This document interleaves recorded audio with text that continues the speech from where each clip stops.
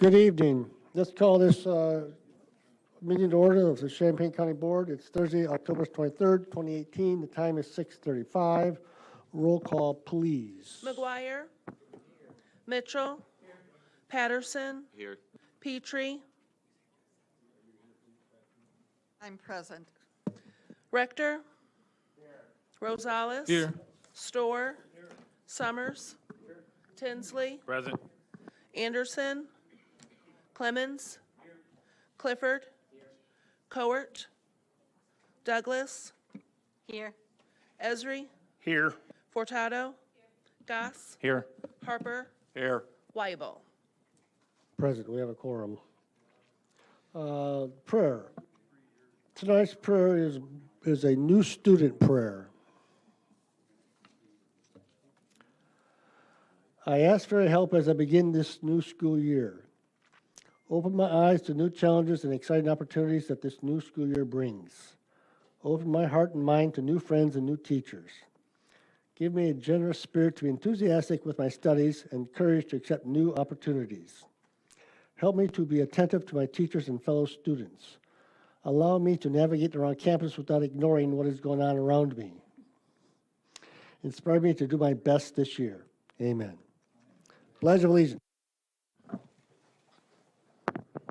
Pledge of allegiance to the flag Of the United States of America and to the republic for which it stands, one nation, under God, indivisible, with liberty and justice for all. Would the clerk please read the notice of the meeting? Notice is hereby given that a regular meeting of the County Board, Champaign County, Illinois will convene on August 23rd, 2018 at 6:30 p.m. in the Lyle Shields Meeting Room, Brookins Administrative Center, 1776 East Washington Street, Urbana, Illinois, in said county for the purpose of allowing and ordering payments of claims against the county, receiving and acting upon reports of committees, and such other matters as may be brought before said meeting, which said meeting shall continue in session from day to day until the completion of said business. Thank you. Seek approval of the agenda. So moved. Moved by Mr. Rosales, second by Mr. Goss. Any discussion on the agenda and the addenda? Seeing none, all in favor? Aye. All opposed? Motion carries. I'd like to have a motion to suspend the rule that I could make nominations from the chair. Moved by Esri, second by Goss. Discussion, seeing none, all in favor? All opposed? Motion carries. Okay, let's move on to item 6, a resolution number 2018-243 appointing Pranjal Vashpati as a county board member in District 9 to replace Shana Cruz for unexpired term ending 11/30/2018. I'll ask Mr. Summers to second this. Second by Mr. Summers. Discussion, see none, all in favor? Aye. All opposed, motion carries. Move adoption of resolution number 2018-319 appointing James Quisenberry as a county board member in District 10 to replace Robert King for unexpired term ending 11/30/2018. Mr. Summers, will you second that? Second by Mr. Summers. Any discussion? See none, all in favor? Aye. All opposed, motion carries. Move resolution number 2018-318 appointing Jody Eisenman as a county board member in District 1 to replace Brooks Marsh for unexpired term ending 11/30/2018. Mr. McGuire, will you second that? Second by Mr. McGuire. Discussion. See none, all in favor? Aye. All opposed, motion carries. Is the clerk here to give the oath?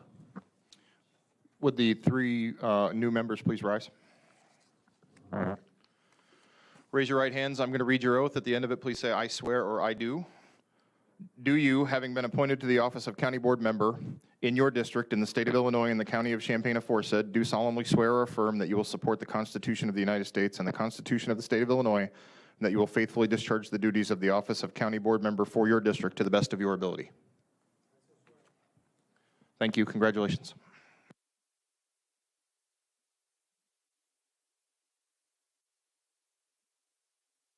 I'd like to welcome the three members to the board. I just want to point out there are two items that are two rules that are unique to Robert's rules.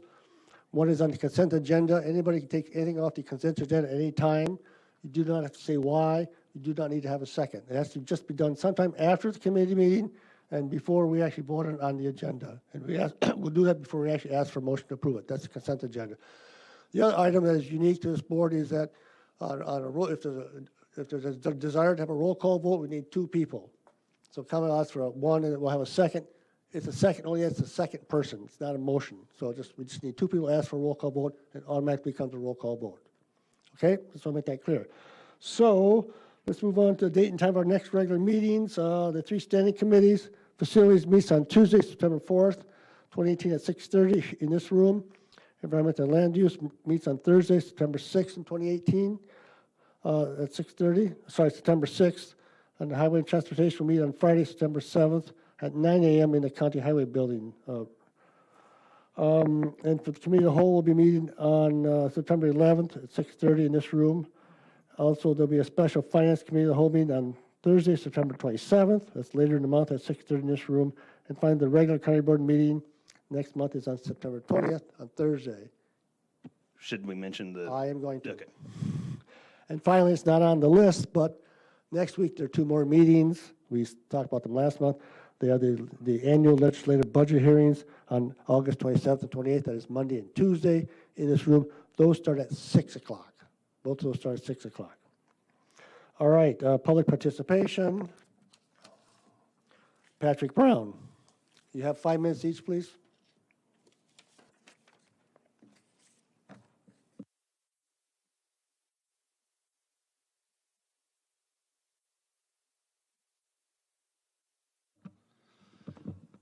Good evening, Mr. Chairman, members of the board. My name is Patrick Brown. I'm with Baywa Solar Projects, office located 17901 Von Carmen, Irvine, California.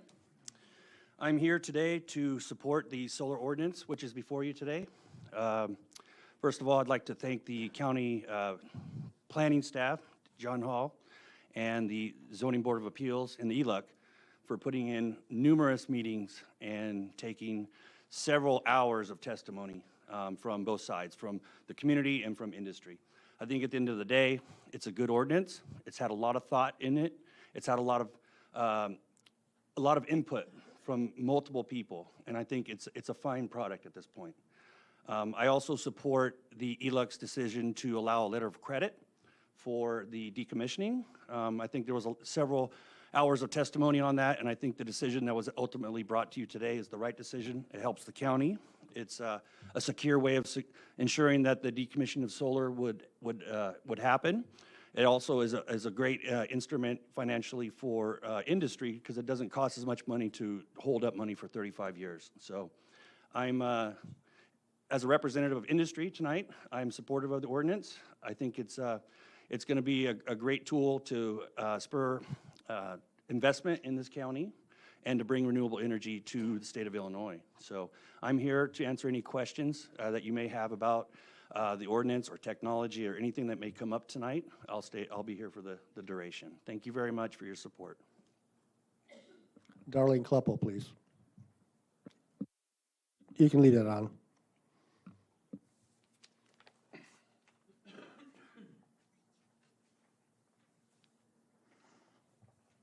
I'm Darlene Keppel, an Urbana resident and a voter in this county.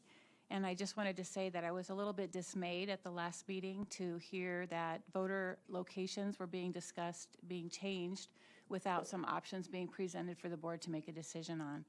When you make a decision that's that important for the voters, I think that you should have more than one option so the board can consider the pros and cons of each option to see which things are the most important when you're trying to make that decision. There's a lot of factors that go into that in terms of what's allowed, what's available, how many people go there, what happened in previous elections, et cetera, et cetera. And I just think that the board needs to have some comprehension or explanation of pros and cons upon which to make the decision. So I just would like to encourage that before a vote is taken. Thank you. Next up is Brooks Marsh.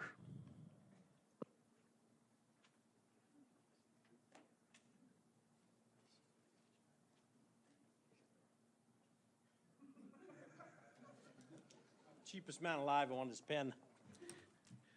Good. Brooks Marsh, Mohammed, Illinois.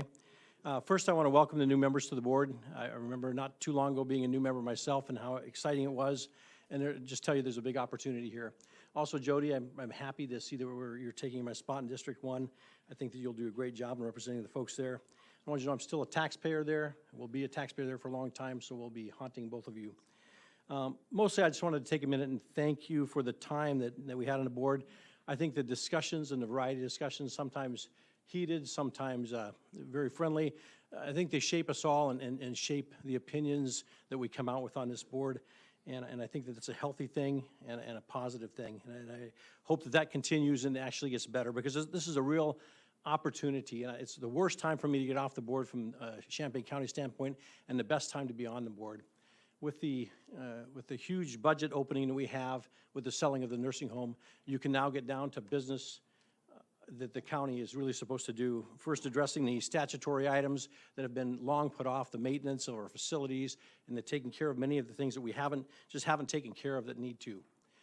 But after that's done, that's when the opportunity really occurs. And it's going to take a couple of years to even get that done. I mean, we've gone years without taking care of many of these things. And some of those things are very important. I mean, the combining of our jails and the mental health issues that can be addressed if we do fix our jail and our incarceration system, that we can improve for those people that have challenges that many here don't.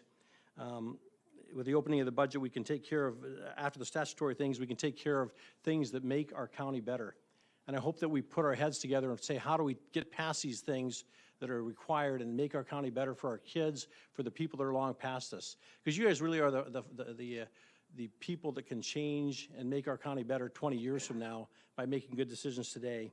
And there's really only one way to do that, and that's to work as a team, work across the aisle as we did in getting a supermajority to sell the nursing home, and find ways to find your commonalities. And I tell you, there's a lot more commonalities that you have than differences. And I would cite, of course, I love the relationship I had with my group, but at the same time, I developed very good relationships with Ms. Patsy Petrie, and Mr. Storr. Robert King and I spent a couple nights together in Stratton Gym doing midnight basketball with some kids there that we could reach out to. So there are certainly commonalities we can reach out to together that you can get done planning for our county in a logical, financial, in a way that's going to improve it for all. And again, just the key is reaching across, not digging our feet in, and finding those commonalities. I did forget to mention, I do have quite a fondness for Mr. Tinsley. He put up with a lot of my comments next to me and always had a big smile like he does now, and I look forward to working with you to get in the future on one of the things we talked about. With that, I'll arrest my last minute and 58 seconds and thank all the honorable members of the county board and Pius, you as well, who put up with my training and were patient with me. Thanks, sir. Thank you, sir.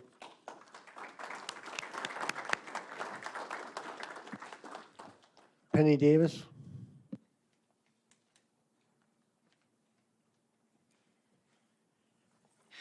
Good afternoon, good evening, Mr. Chairman, members of the board. Thank you for the time to speak.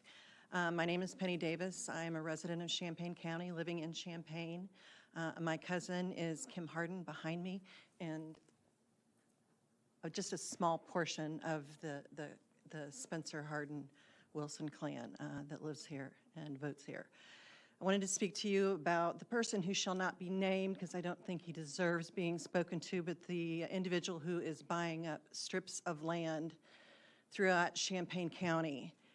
I realize that software glitches sometimes prevent you from doing many things. However, I think a simple search for properties that are beneath a certain size that a house cannot be built upon would be pretty easy solution to find out how these properties are being missed.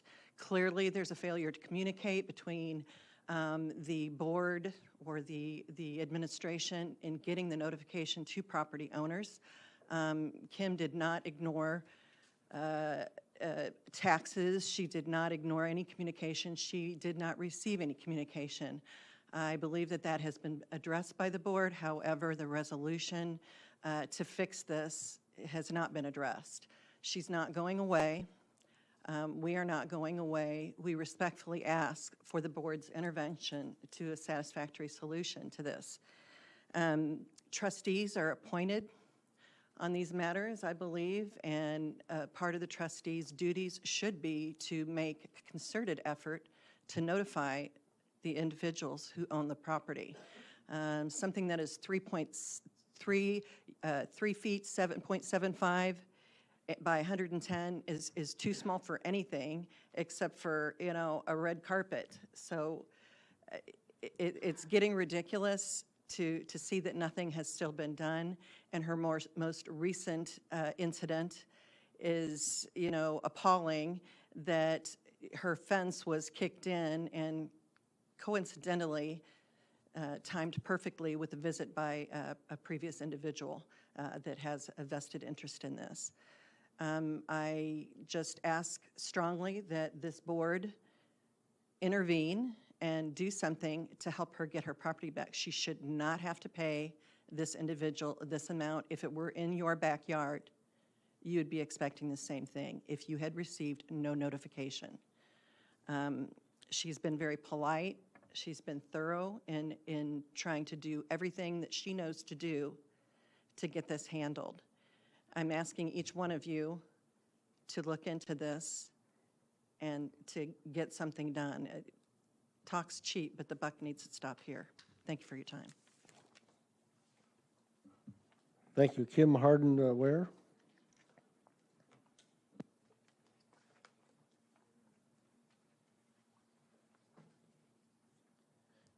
Thanks, Penny. My name's Kim Harden, and this is my 4th time addressing you all, so you know why I'm here. Except you new folks, I'm sorry, you might not. But last month I did come to say thank you to the people who I'd been told were going to be working on my situation. I've tried to communicate with them twice in the past month with no response from any of them. I reached out in an effort to save that group time by sharing information that I've gathered from many long hours of research. I assume their lack of response to me means that they've not yet met to discuss anything. It's impossible to calculate how much time I've spent on this mess.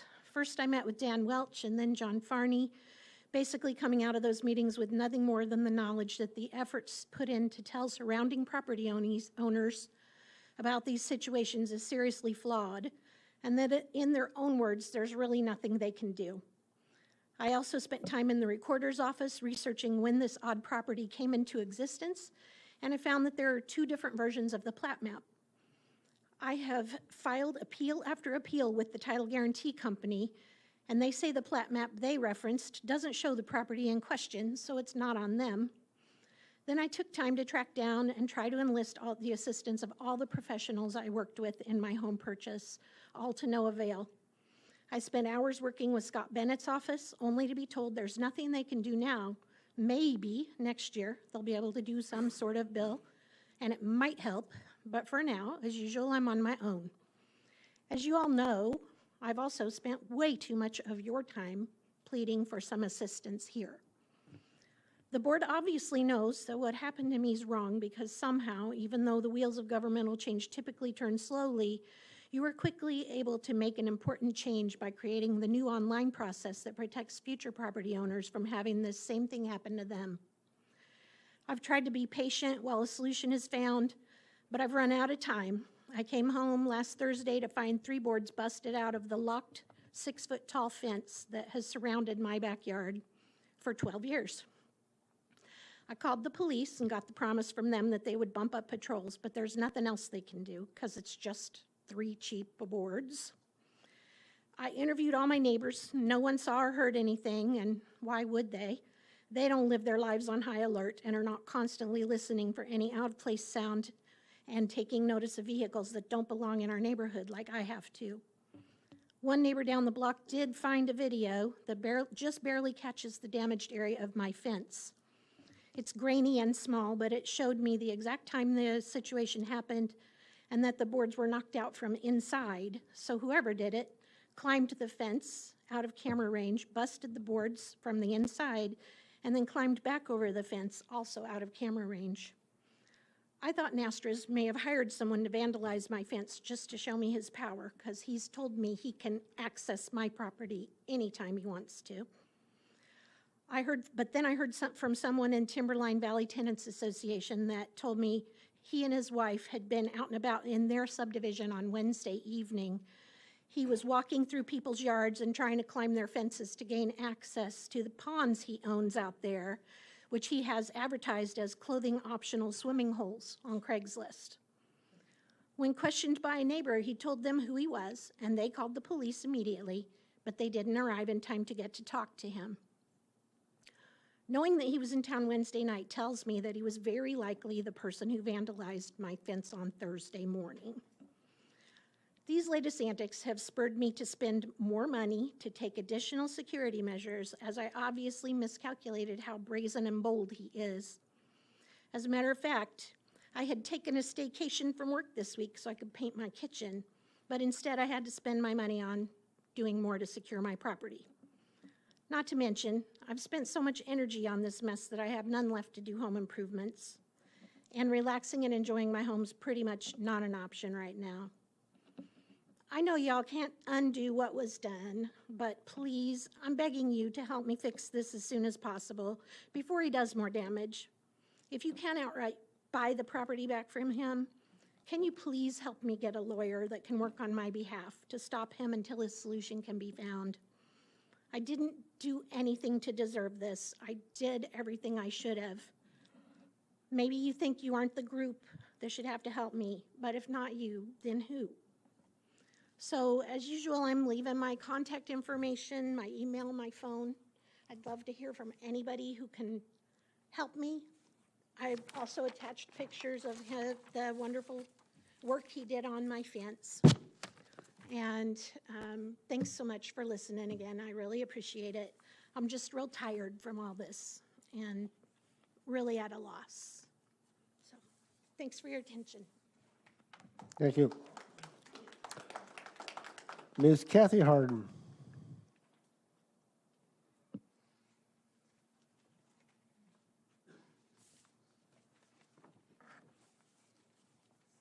Hello, I'm Kathy Hardin, Kim Hardin's sister, and a lifelong resident of Champaign County.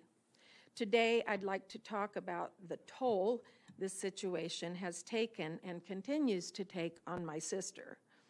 Last December, as my sister Kimmy, as I call her, Kimmy, prepared to celebrate Christmas with her kids and grandkids, she received a letter from Mr. Nasdrist informing her that he had purchased a piece of property that her fence was sitting on, and he wanted to discuss with her how to settle this situation. My sister, being a responsible and honest person, contacted him to see what was going on. Thus began the saga, AKA nightmare, that my sister has been coping with for the last 9 months.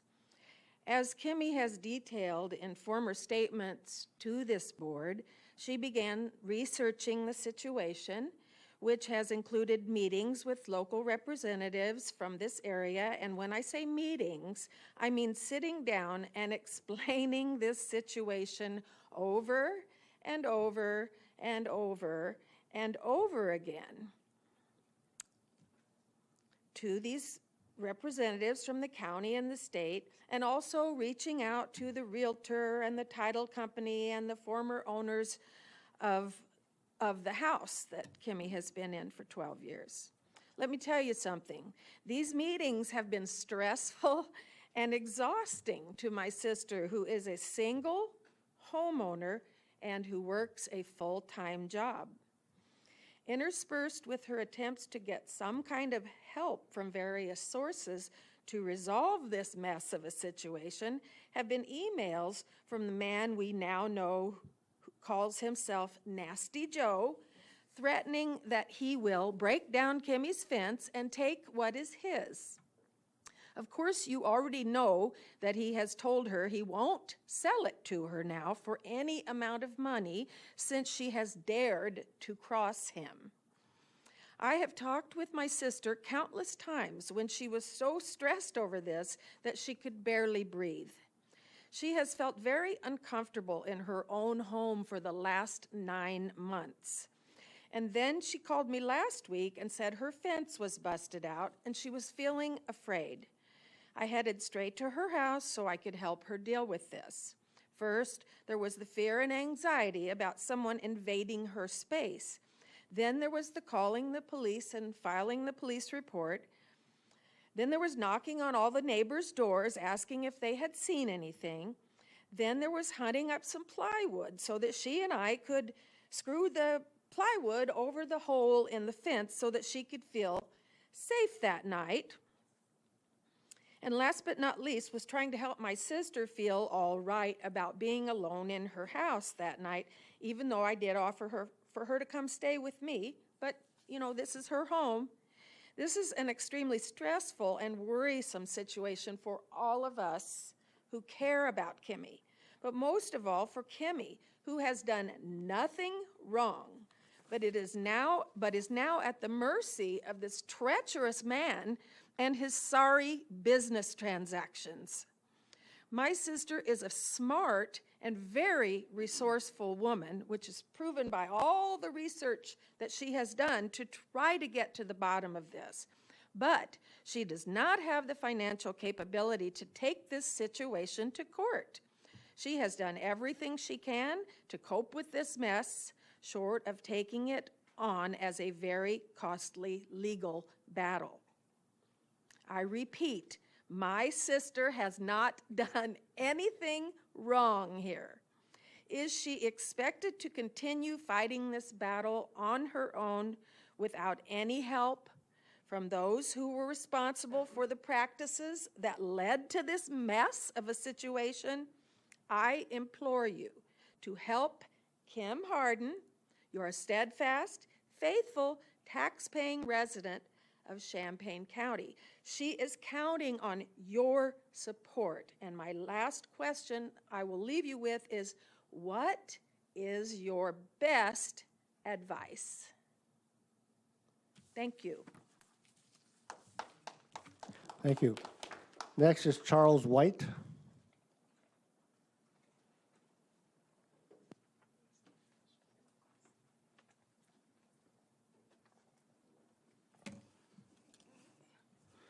Hello, Charles White, Sydney, Village of Sydney president.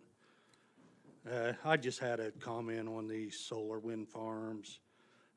I'm just hoping that the county, school districts, and everybody else that's getting tax money off of this will know that one day a lot of it will be gone.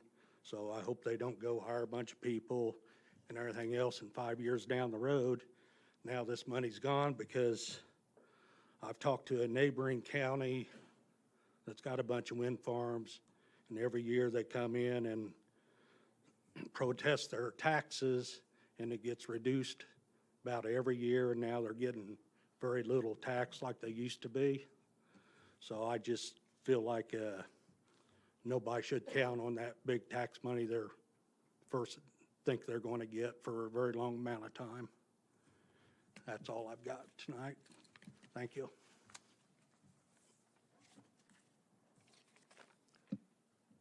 Tiffany McElroy Smetzer.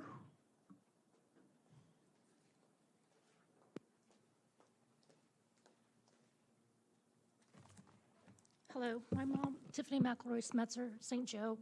My mom and my dad's estate are co-owners of a centennial farm just outside Sydney and in the area that could possibly be considered for the solar farms. So I just have a few thoughts for you. I think this ordinance is a good balance, but one thing I want to make sure, my mom is on the fence. She sees that it's good for some people, but she also wants to be sure that it's done fairly to the neighbors. She would hope that it was a good neighbor as far as noise, screening, and setback from village. Nobody that has a home should have this right on top of them. They were there first. One concern I have is that we just, through all the meetings, we only talked about noise being by distance. Well, I think it should be by how much noise is actually there. One of the other people that will probably speak tonight had ideas on how it could be insulated at the source.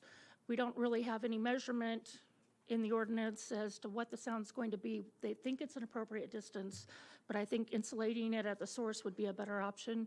It would also allow better use of the property owner's land. There are several issues that have come up through all the meetings I've been to. Noise is one of them.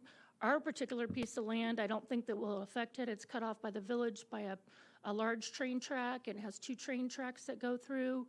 Frito-Lay is there, but not every piece of property is like that. So I hope that we can be courteous to the other people if that's the case. For some reason, a lot of people were stuck on how much the farmers were making.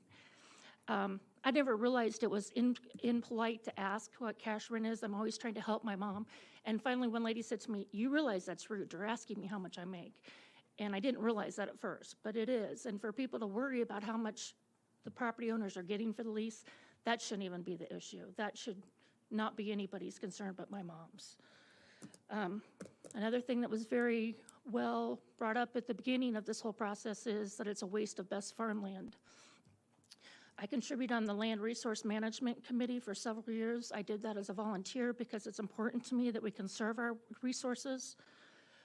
My mom and I feel that the solar fields are not doing any harm to the land. It's actually conserving it, which the Department of Agriculture and everyone feels that conservation is important. They'll pay you to take your land out of production. So what the solar fields will actually be doing is helping the conservation.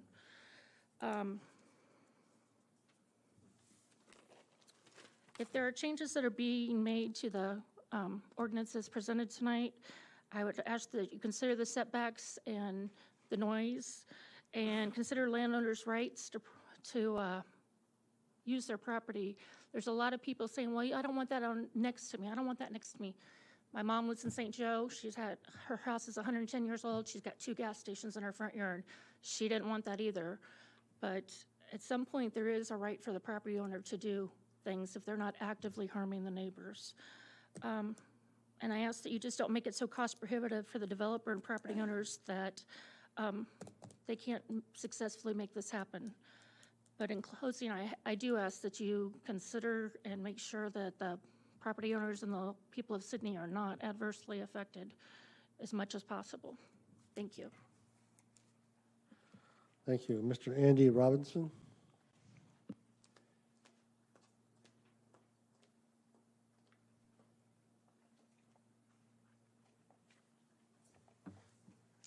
Hello, I wanted to speak in support of the solar farm ordinance tonight.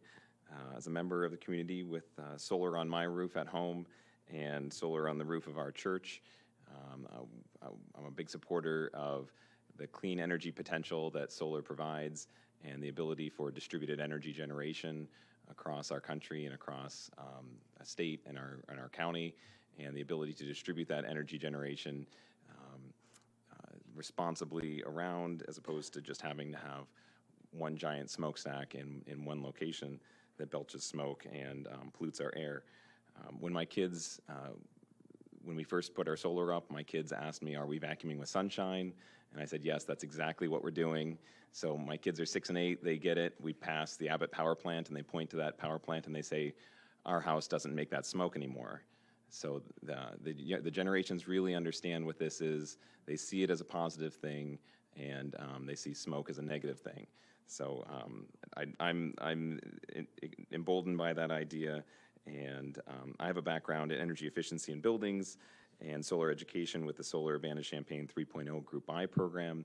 We're putting solar on lots of homes, lots of houses, lots of businesses, but to get to the 1%, if we put 1% solar over our entire land, if we put 1% of our land towards solar, that would be 100% of our electricity use. That's a great goal for the future, but getting to something like 20% of our electricity use would be a great goal in the meantime. So imagining 1% of our land, or a fifth of 1% of our land towards solar, I think that's a really fair trade to take some of our corn and soybeans out of production and going towards solar. And I really think that this ordinance can help allow farmers to put in both large-scale solar in the case of proposals near Sydney, but also small-scale solar in the range of 10 or 15-acre solar farms for community solar farms, which a handful might dapple the county as well. So I'm always interested in how the ordinance both balances the large-scale solar with the small-scale solar, and doesn't hinder either one unduly. When I visited the U of I solar farm, I'm interested in listening to what it sounds like. There's an air conditioner in the middle of the solar farm that air conditions the inverter building, and it's like listening to an air conditioner in the middle of a field, and when you walk away from it, you don't hear it anymore. So to me, noise is not an issue. It's not like a lot of people like to talk about wind, and wind is a totally different story than solar. So I encourage people to go and take a visit to the U of I solar farm. They have tours regularly, but you can also just go and park and stand next to the fence and stand at different distances from the inverter building and listen to the air conditioner humming. I believe that solar is not an intensive use of the land, and in fact, I'm really interested in what we do in between the solar panels, and I'm really excited by the idea of having pollinator-friendly plantings in between the solar panels, which is not a requirement of the ordinance, but I believe that some of the best practices, the state of Illinois has a best practice guide that has been published, and it talks about pollinator-friendly plantings, so I'm really hopeful that putting in more solar farms will allow more farm to go from intensive corn and soybeans to a less intensive solar and pollinator-friendly planting. So thank you very much. Thank you. Next up is David Noreen.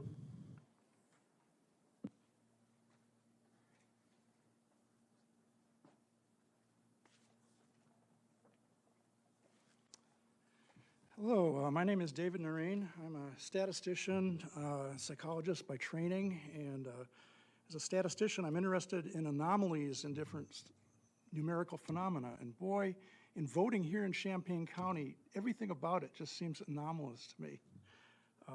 Back in 2008, the Pine Lounge was used as an early voting location. It was the first place where early voting occurred outside of the Brookings. It was done on kind of an experimental basis. And in 2010, the university offered the same space for free once again to Mark Sheldon, the county clerk, and he rejected it. He thought there would be politicking going on, too much, students talking to each other. So he opted to pay $800 to set up a voting thing over in Gregory Place, which was over kind of kitty corner from Cranert. And not many people went there. It was unfinished space, bare ceilings. It didn't even look like a polling place from outside. But it was kind of a failure. So people were excited when Gordy Halton came along and said, "Oh, I can get the Illini Union for you. I don't think there's a problem with politicking going on." Well, surprising thing was the polling place was up on the 3rd floor. So you had to either take the elevator or walk up 3 flights of stairs. And I found out I couldn't vote there because it was only the precincts immediately adjacent to campus that could vote there. Because the tabulators that Mark Sheldon had for the whole county, he'd moved some of them out to different places because he didn't want to just help students. He wanted everybody to have a chance to vote. And so I was in Urbana, but I wasn't close enough to campus. My only place I could vote was out here in Brookings. And so I thought, boy, this is interesting. There's lots and lots of people in Urbana. The only place they can vote is Brookings. Some people have the choice of 4 different places they can go to vote. If they live in a particular place, there's one close to them. There's just a whole bunch of different places. And I thought, this is kind of strange.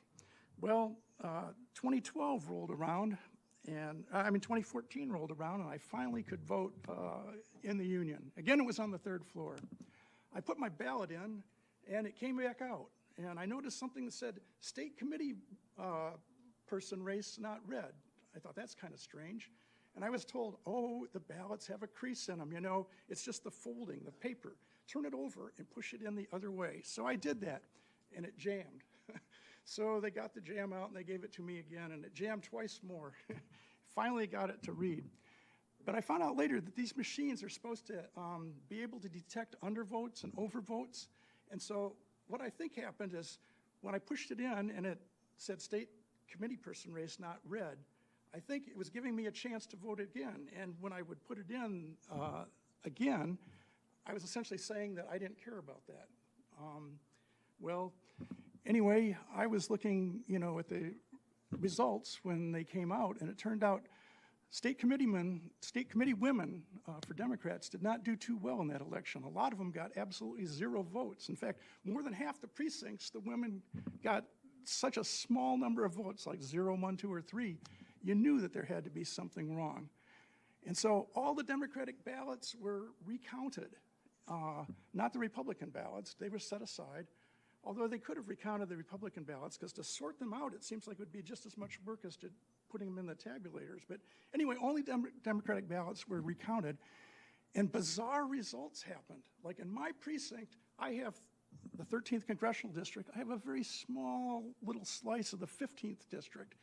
And in the 15th District, Lynn Foster, the Democratic state committee woman candidate, got exactly as many votes and undervotes as she did in the 13th. And I thought, boy, that's strange. I think there's only one house there. Well, this was an anomaly. The ballots were not synchronized when the programming was done originally, and the recount was supposed to resynchronize the ballots and correct the problem, and it brought in new errors. There were Republican precinct committee persons' votes who changed, and the Republican votes weren't even counted. I don't know, that's called a merge error. The merge error was never explained. How would you take votes that aren't counted and votes that are, and you merge them together? How can the ones that aren't recounted change their numbers? It's just something that happens in merging. And the woman who was the state committeewoman candidate, these anomalous large numbers of votes showed out only up in that one race. So it's as if there was a state committeewoman ballot only. You know, they didn't show up in any of the other races. And after the recount, there were impossible totals. Each ballot had both a committeeman and a committeewoman race, and that means that the total number of ballots has to be the same for both of them. So if you add up the ballots they got and the undervotes, those totals have to be the same, but they weren't. So there were really strange things going on in that election. Anyway, jump ahead to the current time. We've got a polling place that's supposed to be on the 4th floor. You need to wrap up. We're running out of time. Okay. I've never heard of that before. I mean, we already had the record at the 3rd floor. I don't know why we have to go to the 4th floor. There are rooms on the 1st floor of the Union. There's the former vending machine room that's very large. There's the colonial room. There's the Illini rooms, A and B, or A, B, and C. There's lots of places to vote. Students and people voting should not have to go up 4 flights of stairs or wait forever and ever for these elevators to go up and down. That's just ridiculous. Okay, thank you. All right, does anybody else want to participate in public participation? Yep. Sure. Do you have those pieces of paper? Slip? Yeah, just hand it up there.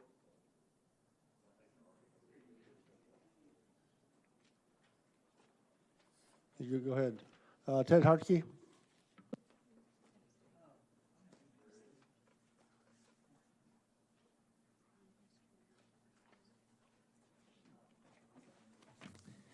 Good evening. My name is Ted Harkey. I give you a handout. The front cover sheet of the handout has a chart on here that says it's a community response prediction chart from the U.S. EPA, and it shows here at 40 dBA, that's where adverse health effects begin. At the zoning meetings and at the ELUC meetings, I consistently testified that our solar farm ordinance is too relaxed in the noise limit. I asked for a distance setback because you can take a noise source, you can put it a certain distance from your receptor, and you can quiet it down. The other way to fix a noisy source is to put some insulation around it, like a fence or something. So it was awesome to hear some presenters before me talk about how solar farms are really quiet. So that's great. That means we can make them, we can put a safe noise limit in if they're really quiet, and that should be no problem.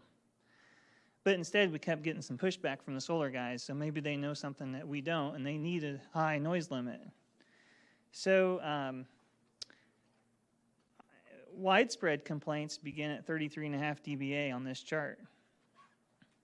I came from Vermilion County and moved to Champaign County because of a wind farm.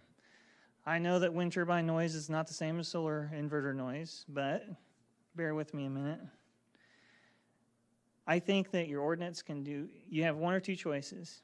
You can put the inverters 800 feet away from a property line. a residential property line would be sufficient. The reason why you have to have them 800 feet away is because the industrial-sized inverters create 66 dBA of noise. And 66 dBA of noise 10 meters away. Or you could enforce a 39 dBA maximum at a property line, put a design limit being 33.5 to ensure it never goes more than 39 dBA. And keeping in mind that these are not our rooftop solar panels like I have in my office in Ogden or Mr. Robinson has on his house in Urbana that runs his vacuum. There is 1,000 feet of solar panels that feed into one inverter. Go to page 2 on your handout.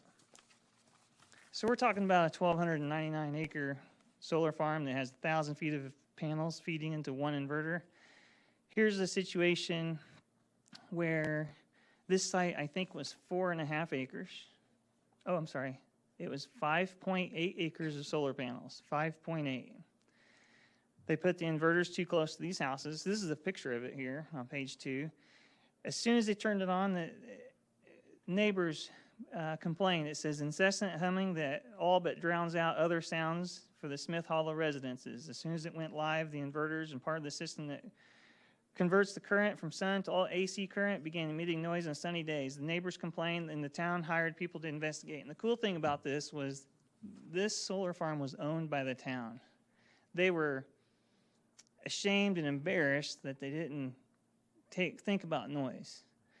Since the town owned it, the town could fix it. The difference is that you don't own these solar farms coming here. You will not be able to fix it.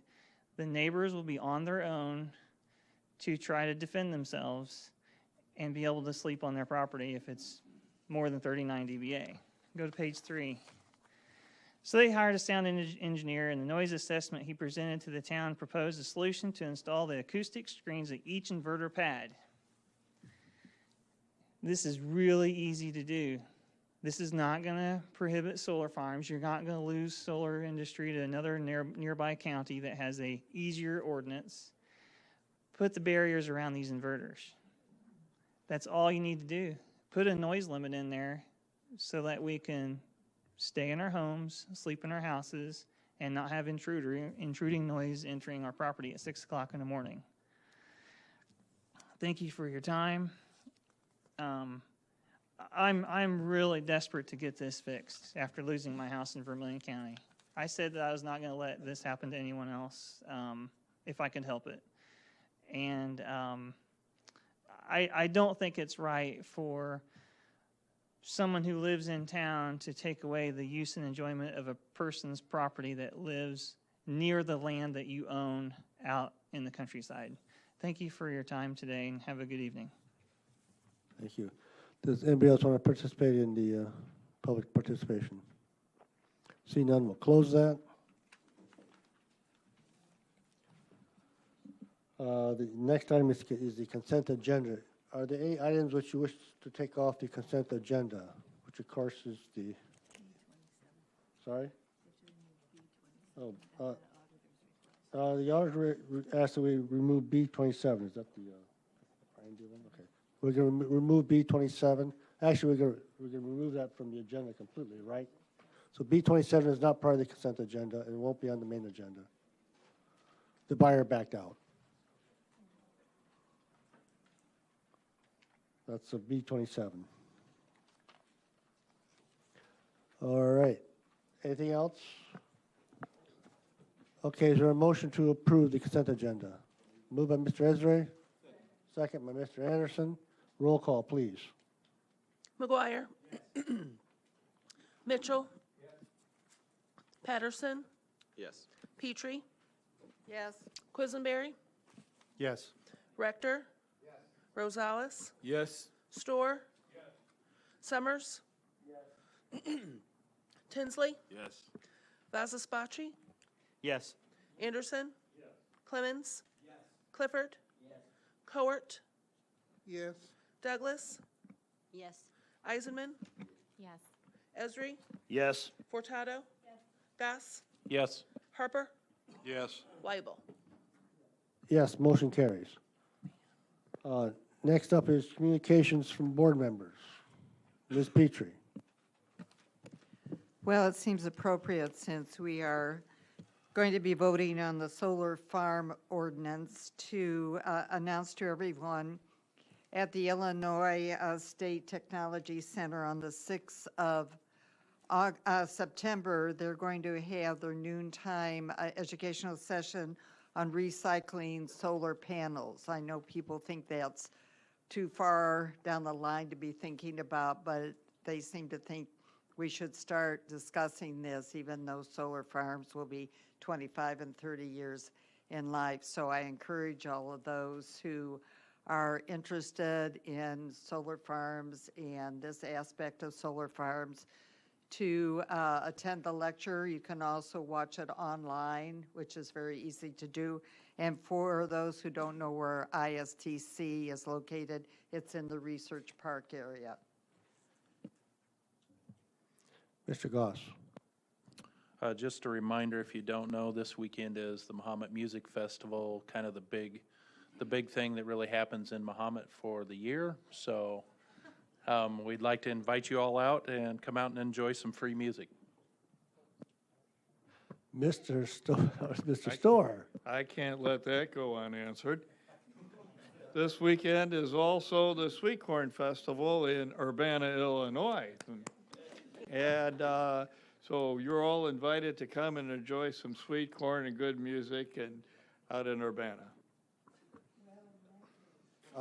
Let's go to Mr. Rosales first. Well, I guess it's party time. If you're not doing anything tomorrow night, Friday, it will be the last concert downtown Champaign put on by 40 North.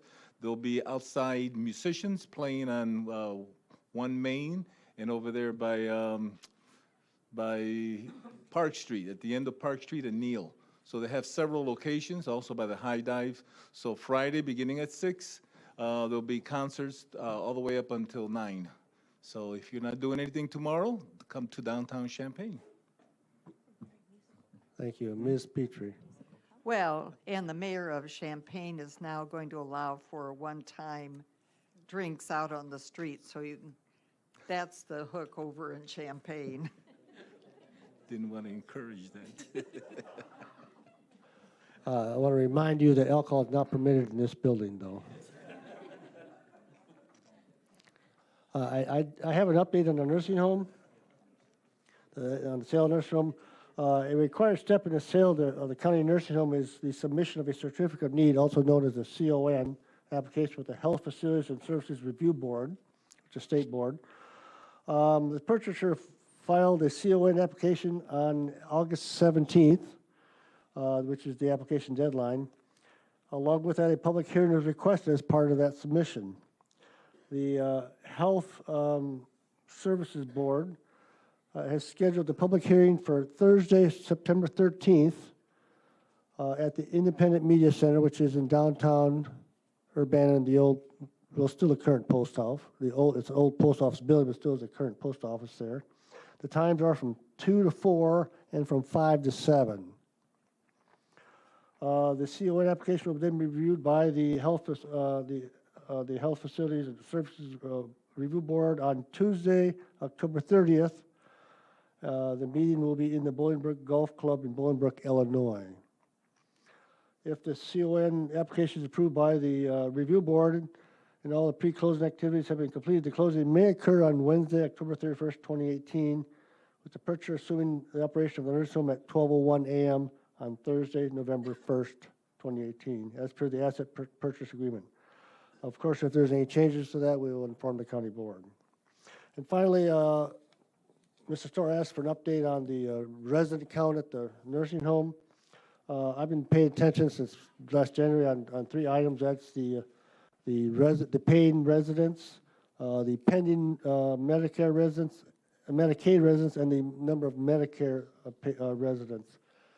The paying census roughly in January was roughly around 136 average, obviously up and down there.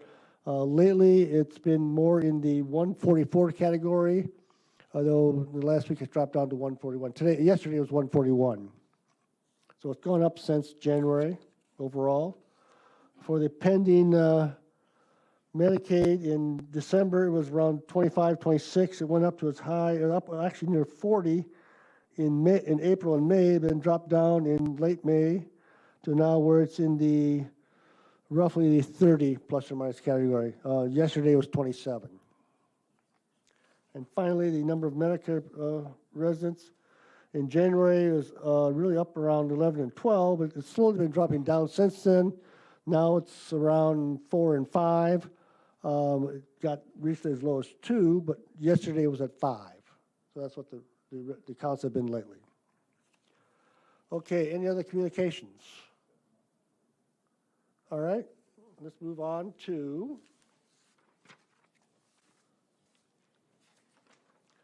seek approval of the minutes of July 19, 2018. Moved by Mr. Mitchell. Second by Mr. Rosales. Discussion of the minutes. See none, all in favor? Aye. All opposed, motion carries. Next up is a Visit Champaign presentation. Take it away.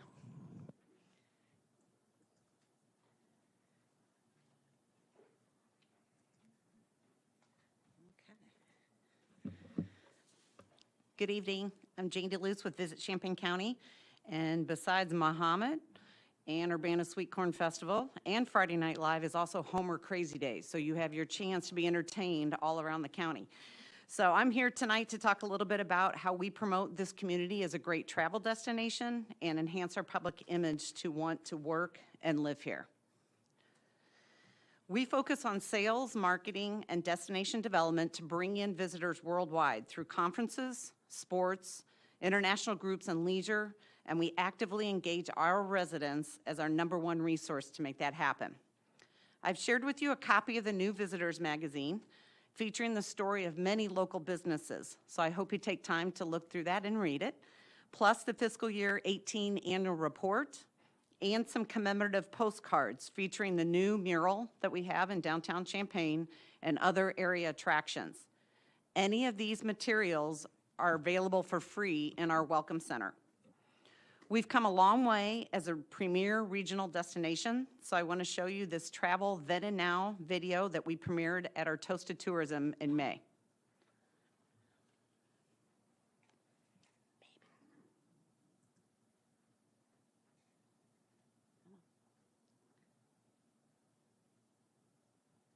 Looks good so far, I realize.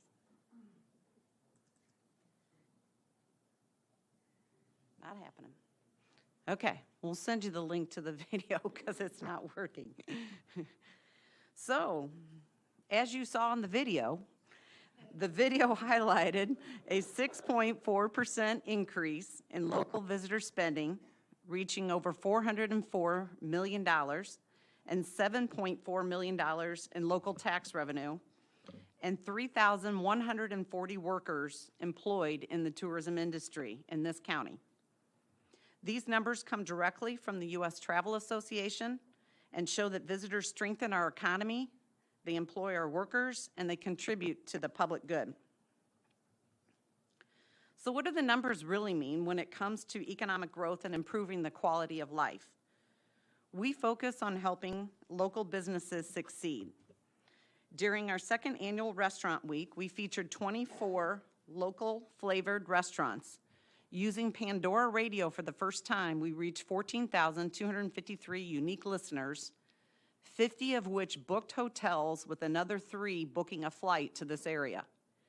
The Restaurant Week webpage saw over 41,000 visits, up over 200% from the first year. Alan Strong at Silver Creek said, "We definitely noticed a new push from customers we hadn't seen before. We're very pleased with the results and look forward to doing it again next year." So stay tuned for January 25th to February 2nd of 2019. So to complement all the good food and drink that we like to enjoy, it's also time to bike outdoors. Last August, I was honored to help kick off the opening of the Kickapoo Rail Trail, which is really transforming this area. Mayor Marlin recently announced the grant to study a trail expansion through Urbana, but did you know that we arranged for a Chicago Tribune travel editor to ride the trail and visit Riggs Brewery among her stops in this area? That article is coming out later this month with media coverage that will reach untapped potential visitors to this area. As part of our international outreach, last month we featured Follow the Farmstead with stops at Prairie Fruits Farm and Creamery, Curtis Orchard, Autumn Berry Inspired, Crystal Lake and Boathouse for lunch, Seven Sisters Farm, and Sydney Dairy Barn. This event included 87 international student visitors and families, and at every stop they purchased local products and will return again and again while they're here on campus and exploring our community. Our sales team attends dozens of trade shows throughout the year to meet with hundreds of planners. We follow up those one-on-one appointments to get active leads for bringing in sport tournaments, meetings, or conferences, and group tours.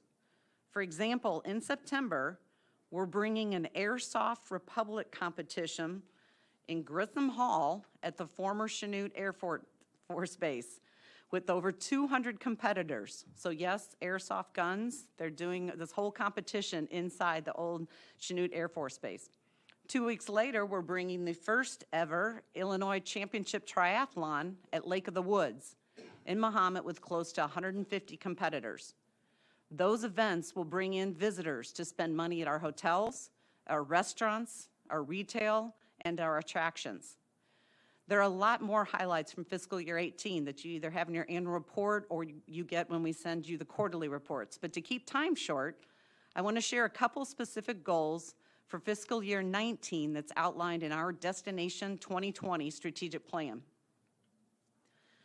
One, we want to celebrate our awesome food scene. Of course, as we continue our recognition as the greatest Midwest food town. We can't forget reaching over 3 million Midwest Living readers twice, both in the September-October issue when it was announced, and then the January-February issue coverage of the fall celebration when the national magazine publisher and her team came to Champaign-Urbana with stops at the Urbana Farmers Market, the Blind Pig, and Grange Grove. And as you can see on the slide, even Corny from the Sweet Corn Festival played a role. Two, we want to understand the audience that's using our integrated marketing campaigns. So we're utilizing Google Analytics, Facebook and Instagram Insights to create key customer markets. Illinois is the top state across all channels, but we receive traffic from nearly all 50 states. Top ones include Indiana, Missouri, California, and Texas. And we get online traffic from international sources, including India, Canada, the UK, China, Brazil, Japan, and Italy. Three, we want to expand our success through a new partnership with Great Lakes USA that includes hosting travel writers. Most recently, in the last month, we hosted from Japan and also from Scotland, along with other international partnerships with marketing and fam tours with an emphasis on the Chinese travel market. Four, we want to provide research data on the ever-growing Airbnb market as we embrace this lodging choice to complement our existing hotel market, which is at over 4,000 hotel rooms at this point. Five, we want to advocate for community infrastructure investments with increased air service, trail development, highway signage for visitors, and address any challenges with international visitation, such as a potential limit on Chinese student visa waivers. Visualize this video that's being shown right here, right on the screen as you can see it. In the first 2 days, this was our new Outside of Ordinary video. It was viewed over 25,000 times and shared 279 times. It was a really good video, I promise you. It's good. We'll make sure you all can see it if you haven't seen it yet. And finally, we're excited to introduce the new Outside of Ordinary mural at 17 East Taylor, where we just celebrated our first year in this welcome center in downtown Champaign. Our success as a destination management organization comes from our strategic partners, our regional marketing partners, our hotel partners, and our foundation partners, which are all listed in your publications. Our success comes from the people on this screen, our hardworking team guided by our awesome board of directors. I'd like to give a shout out to Max Mitchell. You can see him in the hard hat on the picture on the right when we were touring Logic. He has been a terrific county board representative.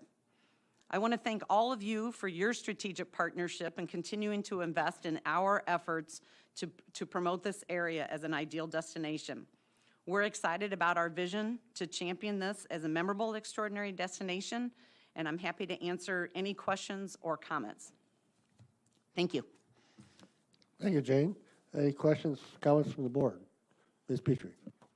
I missed the date of the triathlon. What is that date? The date of the triathlon is the 20. You can Hold me send- to that. I'll you can remember. I'll send it to you. Send Yeah. it to me. Okay, The- thanks. The airsoft is the 8th and 9th, and 2 weekends later is the triathlon. So it's Sunday, the 23rd. Thank you. Yeah, there you go. He's training already. That's right. The airsoft competition, by the way, is not open to the public for security reasons because they will be shooting airsoft guns. But they are extremely excited to be able to explore the former Air Force Base, so where they're going to be able to use that competition. And it's a great way to use and utilize our resources up there until something else is done with that facility. Mr. Storr. Thank you. I was looking at getting around, and I noticed that we have mass transit, bicycle, Zipcar, Uber, and Lyft. I don't see any local cab companies listed. And was that an oversight? I'd sure like to see our local cab companies promoted in our literature. Correct, and as I addressed with you in the email, there's so many of those listed, we don't use those, we don't do any listings in the guide, but we have those now listed online, and we're referring people to the Getting Around page on our website, which will be able to list what all of the licensed cab drivers are that you had sent me. Could we get perhaps a larger feature here in the magazine that would kind of help people find local businesses like the cab companies? Yes, we can refer to them and that they want to be able to look for the taxis, absolutely. Sure, I mean, something like a QR code or a web page or that where they're listed? We can definitely look at that. Thank you I appreciate that. Anybody else? Pronjal? Pronjal. Pronjal. Yeah. But please correct me whenever I get it wrong. That's all right. Could you speak to the impact that changes in service at the airport, including United adding flights and removing flights, as well as the end of the bus service to the airport? Has that had tourism impacts? Absolutely.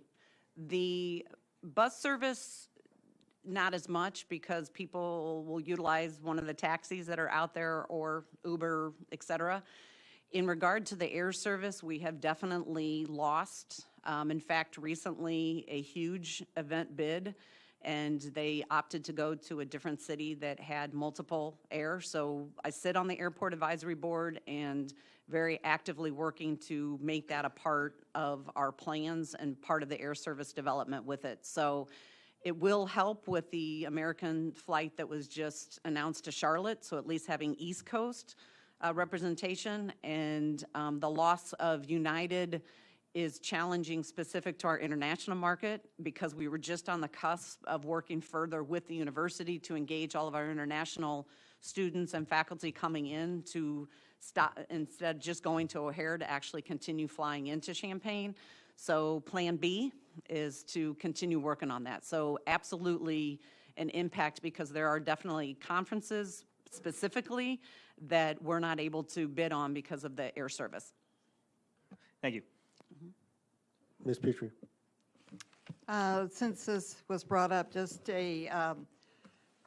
information of an article that I read and did post and sent to CUMTD, and that is in other cities what they're finding is efficient and economically feasible is interconnections between bus service and Lyft and Uber rather than running routes out to a place such as the airport, which did not have a density of population to support that route, but there are other means and ways of integrating, so that might be a conversation you could pick up with the board and with Carl and see what can be done. Thank you. Mr. Quisenberry. Yeah, I noticed there's a really good extensive listing of restaurants in here throughout the community. But when I go to the back to the map to try to figure out where they might be, there's really only detail for downtown Champaign and Midtown and Campus Town. Is there a reason why there's not like a downtown Urbana map included in here as well? The map in itself would not be able to accommodate all of those. The map was a partnership that we've done with Champaign Center Partnership. It's a duplication of our tear-off map that is a project with them. Everything is listed online with that because there's so many of those. Okay. So, but I think what you're asking is if whether either go one way or go the other way. Like, you know, if we've got some detailed for it, the ones that are included have been part of the partnership with Champaign Center Partnership. Okay, thank you. Any other comments or questions? Max, go ahead. Just, appreciate the generosity of the county board for supporting VCC and their efforts. And I think one of the things that, is important here is how the Convention and Visitors Bureau, or VCC, has heightened the awareness of our communities and what takes place outside of the University of Illinois, because that's a draw. But in addition to that, what we offer in a community. I've got to also say that I'm pleased that I've served on their board and the staff, and we had a board meeting this morning, and Jane was explaining where all of the staff members were, and there were 2 staff members that had left at 3 a.m. this morning to fly to Utah. So, I really commend her staff and what she does and the cohesiveness that she has running her office, that she sends people in all directions, and the staff is young, enthusiastic, and they work very hard to make a presence. And so I commend you and thank you very much for your efforts, because I think, it's the key individual that everybody wants to work for and do a good job for, and Jane certainly is that person. Thank you, Max. And let me clarify why they went to Utah. They're at a huge trade show. Ryan Reed, who's our director of sports, is meeting with 40 sport planners. Caitlin Floyd, who is our director of sales on the meetings and market, is meeting with 35 meeting planners. So every single appointment that they have, as I referenced, that they follow up with those, are one-on-one appointments with these. This is how we find those sport planners, the meeting planners, the group tour planners when they go to those trade shows. Other comments or questions? All right, thank you, Jane. Thank Appreciate you. it. Let's move on to standing committees. County facilities, I believe, Mr. Harper, you have nothing for us today. Environmental land use, Mr. Esri. Thank you, Mr. Chair. I move to approve the adoption of ordinance number 2018-4, amending the zoning ordinance in zoning case 895-AT-18, which adds requirements for solar farms. Second by Ms. Furtado. Mr. Esri, do you want to speak to this motion? Yes, thank you. First off, I'll just note that this needs 12 affirming votes, and saying that, I'd ask for a roll call. But just want to say, first off, I'll also thank the ZBA members and Mr. John Hall and his staff, especially Susan Bergstrom, all the work that they've put in. The ZBA had 8 meetings on this, so that's a fair amount of work. Is it a perfect ordinance? No, because I don't think so, because perfect to me means nobody would have any kind of a issue with it, but you can't get that in a real life. We all know that. I do believe it's comprehensive. It's a good ordinance, the work that's gone into it.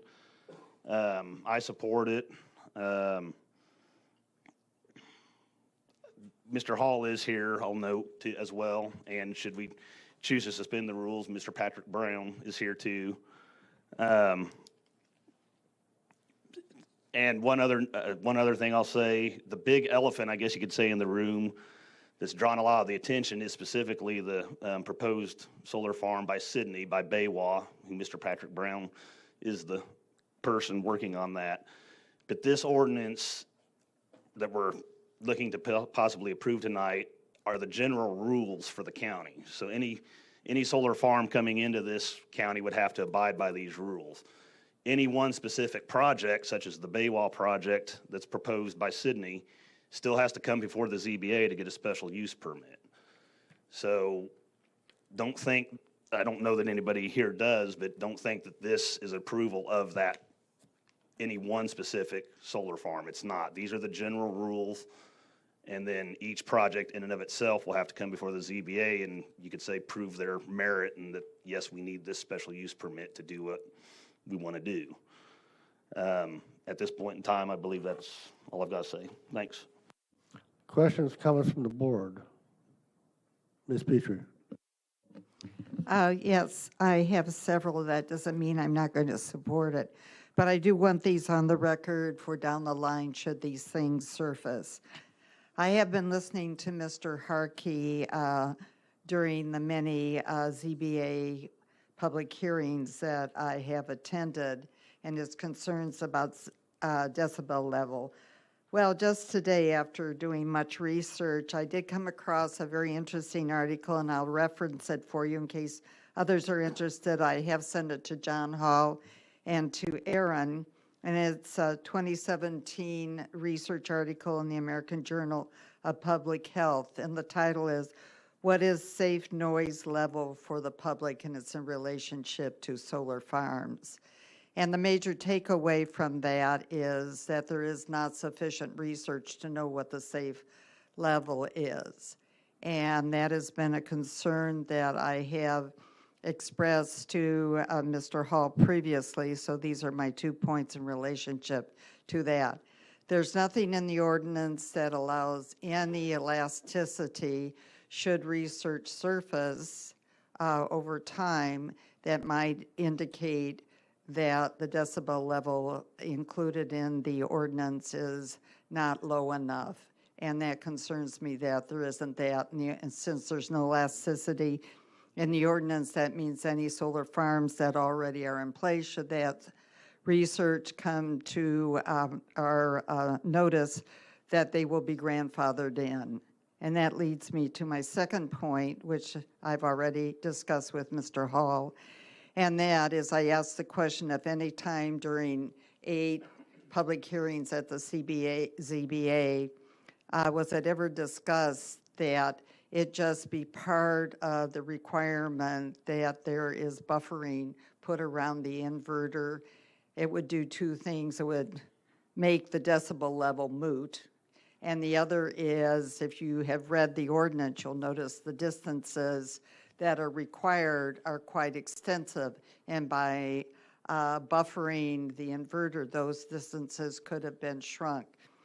Mr. Hall did remind me that the ZBA tended to focus on sort of context and aesthetics of the surrounding area, and that's why those buffers are so large. But that's another point that as we move forward and future boards and research surfaces, and the solar industry is changing as we're approving this evening, so less land will need to be taken to produce enough energy for each household that we have to keep in mind of adjusting this ordinance. It's been worked on very long and hard by everybody involved. It's not a criticism of the ordinance, it's the fact that things are changing. This is a kinetic way to generate energy, and we need to keep in mind to be flexible to move along when those changes come, and we're aware of them. Thank you. Other discussion? Mr. Mitchell. Does anybody know how many feet above the solar farm that it would create a thermal activity and how long that lasts after high noon or when winds are less than 10 knots? Mr. Hall, you want to try to answer that question? For the record, I indicate Mr. Hall is shaking his head no. That's important. Is that because you're a balloonist? That's pretty much it. Well, talk to some balloonists who are from the state where they have lots of them, I think. Not that I didn't make all the ZBA, but I don't believe, the ones I have attended are at ELUC, that never got brought forward that I remember. Mr. McGuire. I had a question about a home that's surrounded by solar panels and the impact on the value of that home and how that's mitigated. That, Go ahead, Mr. Esri. Thank you, Mr. Chair. John Hall can correct me, but that was discussed, I know, at ZBA, and I don't believe anybody ever brought any kind of a study forward that said there was any negative impact. Not going to, so without any kind of a study or any true, I guess you could say, evidence in front of them, I don't know that you can say that it would, but I guess who's to say that it couldn't in any one specific case. But there wasn't, I don't believe, any studies that showed that. Nobody brought anything forward. So, Mr. Hall, do you want to comment on that?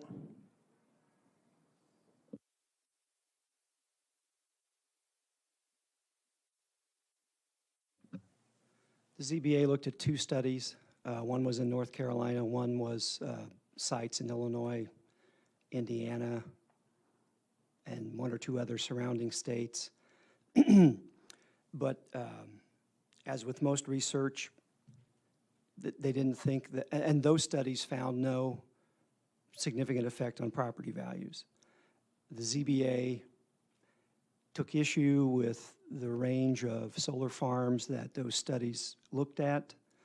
They didn't think that it was, there was nothing bigger than 160 acres. So they had nothing comparable to what had been proposed, what will be proposed near Sydney. Most of the studies used very small solar farms, what we would consider to be community solar farms. So while the ZBA, they looked at two studies, they took issue with the range of farms included in those studies, and they were not prepared to say that it wouldn't have any impact, but they had no reason to say that also. So it was a mixed bag. Mr. McGuire. Thank you. The reason for the zoning change is because there's going to be a difference in the environment of the home and the surrounding area, just like if there's a subdivision with homes and you wanted to zone to put a gas station or zone it differently for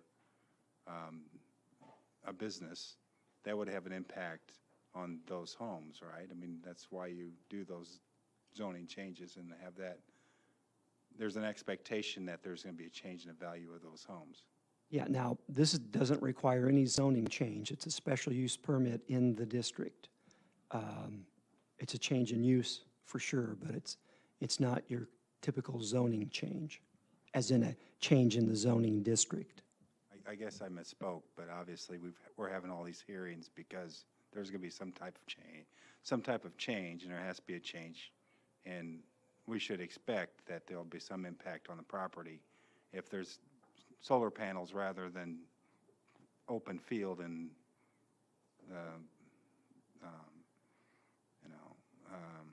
just the open fields and property. So, well, as the ZBA discussed, after the solar farm is in place, there'll be less of the farming impacts. Now, some of the neighbors said, in fact, they would miss the farming impacts because they enjoy watching the farming activities throughout the year. Having a solar farm means there won't be any subdivisions developed. Some people said they would much prefer to have neighbors living next to them rather than a solar farm. So with all of these things, there's, contrasting views.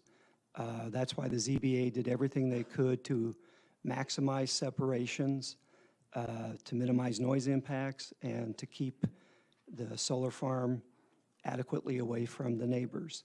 There's screening requirements to screen the solar farms so that we really don't think it will be visible,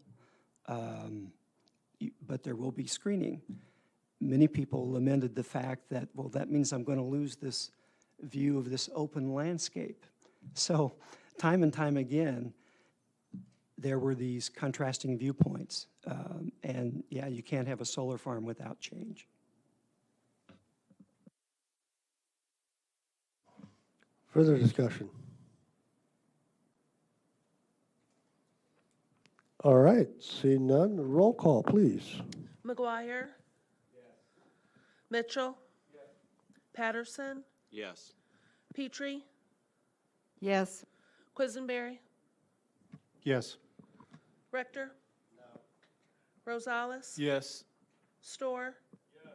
Summers? Yes. Tinsley? Yes. Vachaspati? Yes. Anderson? Yes. Clemens? Yes. Clifford? Yes. Coert? Yes. Douglas? Yes. Eisenman? No. Esri? Yes. Furtado? Yes. Goss? Yes.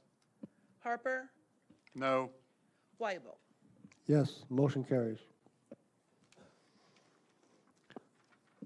Thank you, Mr. Esri. Next up, Highway and Transportation. I believe everything was on consent agenda. Is that true, Ms. Covert? Okay, thank you. Okay, moving on to Finance, Ms. Furtado.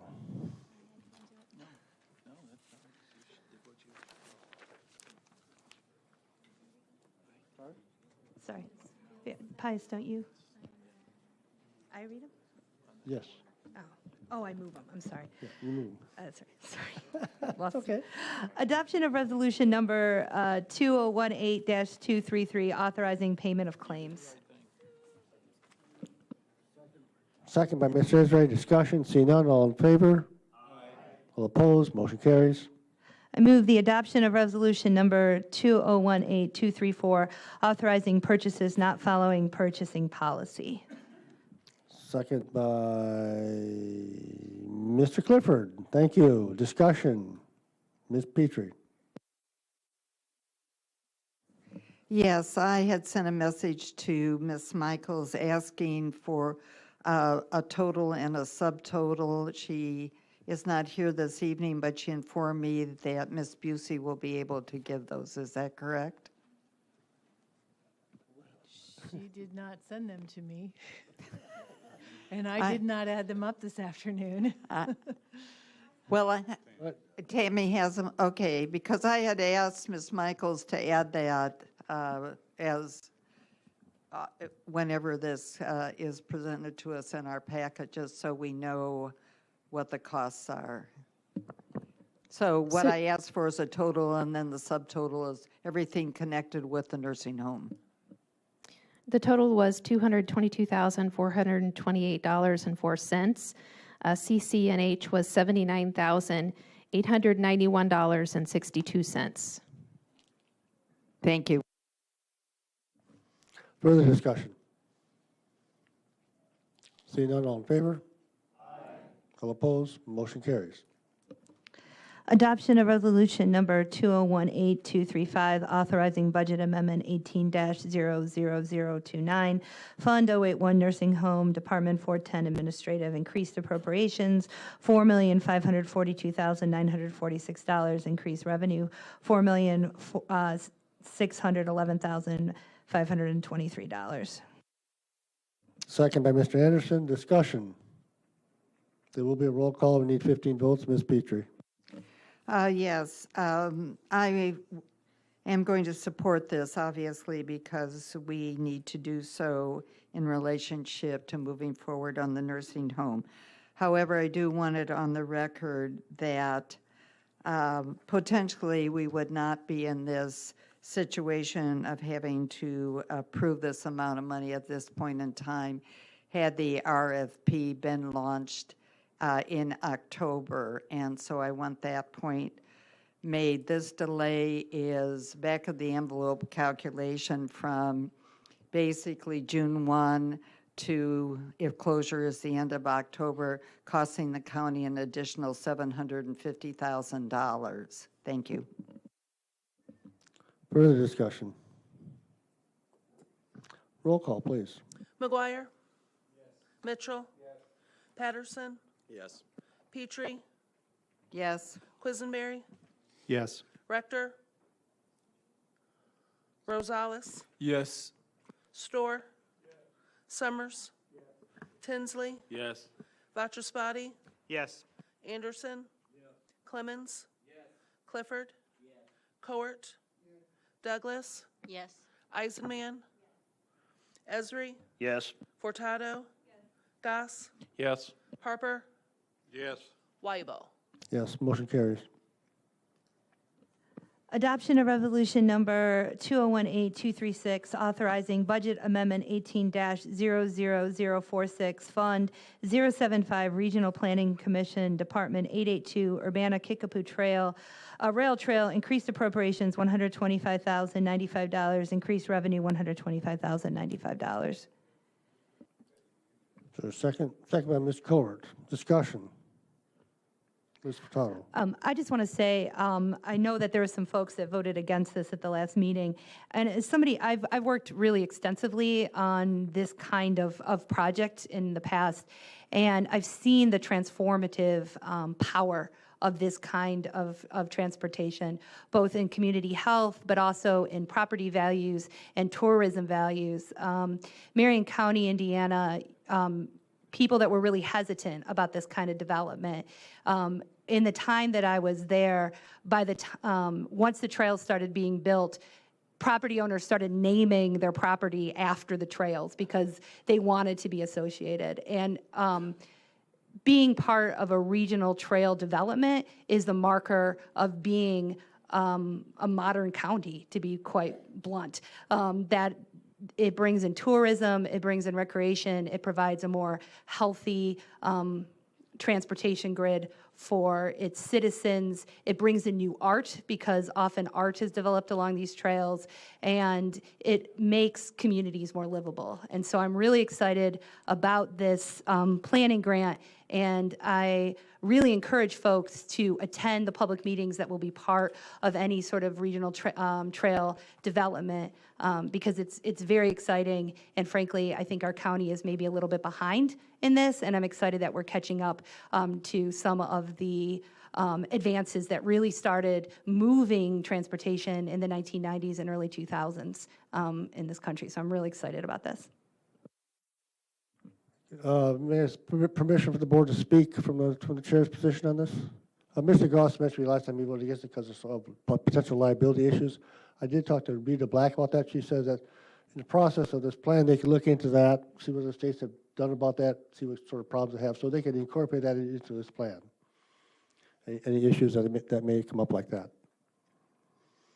Further discussion. Roll call, please.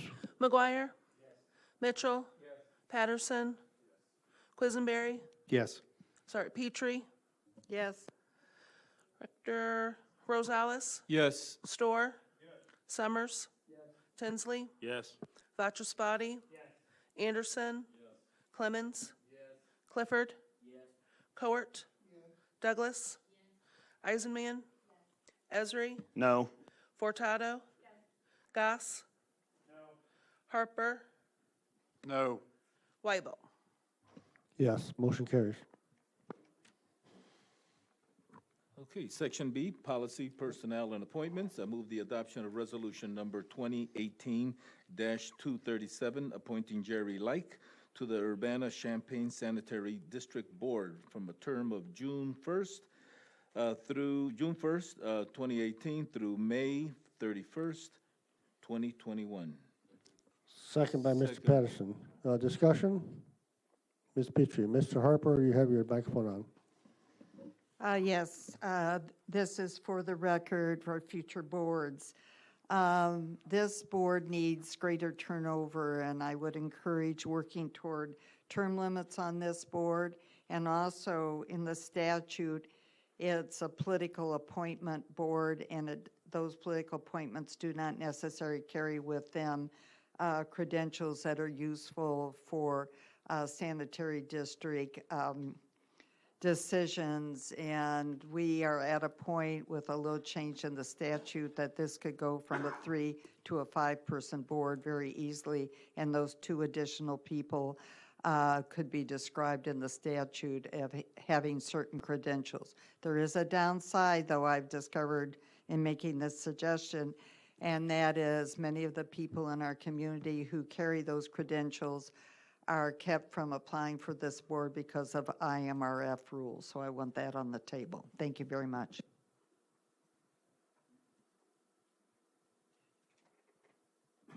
Further discussion? All in favor? Aye. All opposed?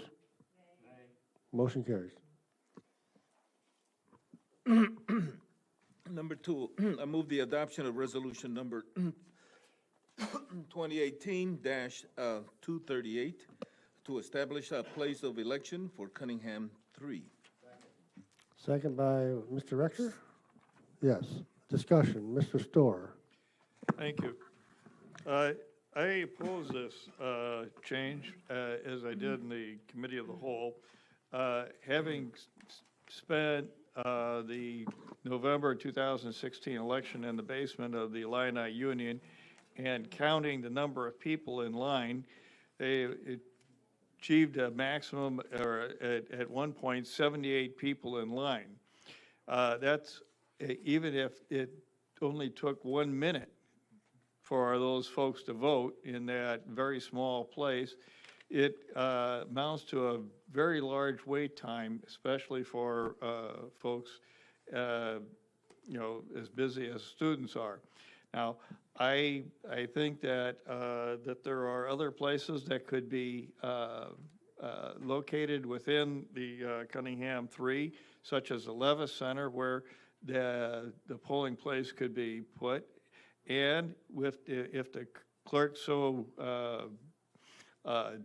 would do, to alert when they send out the notice of the polling place, remind them that they would probably have shorter lines at their home polling place rather than the long lines at on the 4th floor of the Union.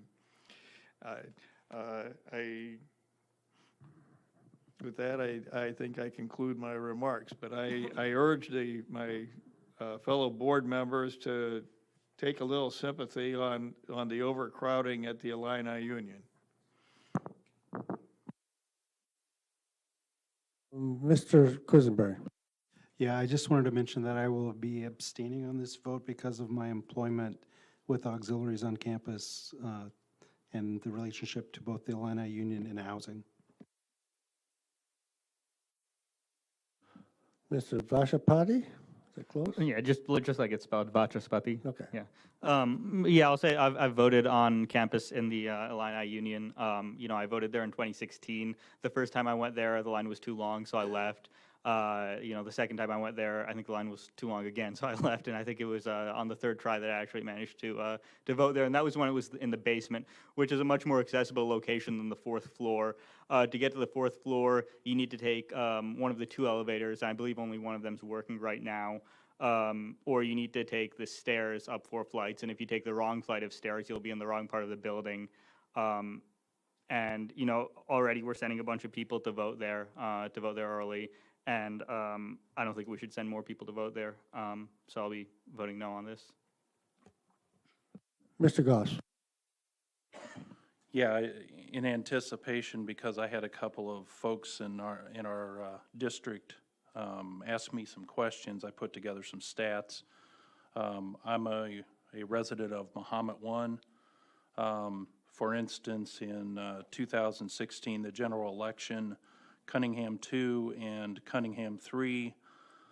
Cunningham 2 had 439 people vote out of that precinct. Cunningham 3 had 835 vote out of that precinct. Mahomet 1 had 1,812 people vote out of that precinct. On average of the last 4 general elections, Cunningham 2 and Cunningham 3 combined had 588 voters on average in those 4 general elections. Mahomet had 1,400.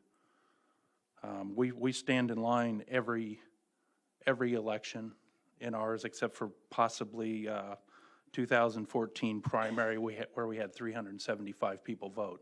We stand in line every time. I vote at 6:20 in the morning, generally between 6:15 and 6:20. I waited 25 minutes this year. So we have to drive to our polling places. We don't have, I mean, we probably have 3 dozen people that could walk to that polling place. We don't have people that can just happenstance by there. We make it a choice to vote there. That's our right. Obviously, our numbers show that we vote in every election. I think the fact that we're talking about this for 600 people, it seems a little bit crazy. I realize that we can have some other people vote in that location, but early voting starts something like 40 days in advance. You couldn't, I mean, if you're worried about lines on the day of election, we all have the opportunity to vote, and that's a location that people can vote early. Thank you. Mr. Tinsley? I move for a roll call. Okay. Anybody else on roll call? Okay, we'll have a roll call. Mr. McGuire? I heard a lot of discussion about different locations to vote and places to vote, but I don't know that there were other options really to vote. I thought this was the options, I mean, the best options that were available, and that's why the clerk gave them to us. So I'm a little bit, you know, where are we going to go other than what the options are, what the clerk thought was the best place to be. So I don't believe the county board can set the polling place. I think the clerk is responsible for doing it. Am I correct, Mr. Holton?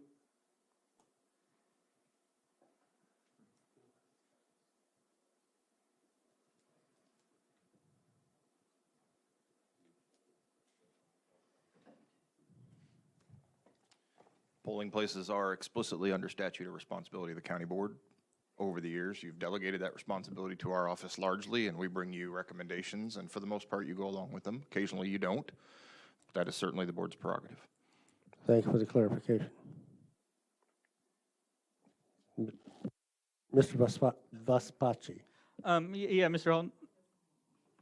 Yeah, it's, while you're here, I'm wondering, you know, we can all go look at the statistics on the number of people who vote at polling locations, but that seems to be less relevant than, you know, when given the varying number of election judges and so on and so forth at each of the locations. I'm wondering if your office has made any effort to track the length of voting lines in terms of the time, you know, average times, maximum times, and so on and so forth, spent in lines at voting places, and if you're aware of some of the techniques that other localities have used to do that.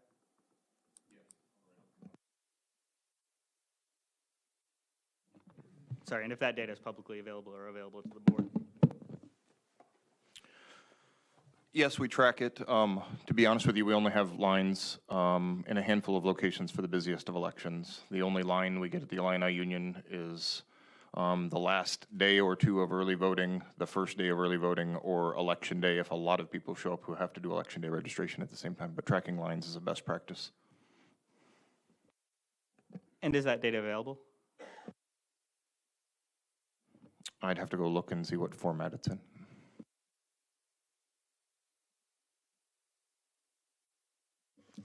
Ms. Petrie. Well, in the spirit of what Ms. Kloppel mentioned to us, could you go through some of these decision-making points to remind us? I know you did when you were before us before, but we have some new people on the board, and it might be useful to remind us of some of the bumps in the road that have come up due to renovations on the campus and some variabilities that we have not had in previous times.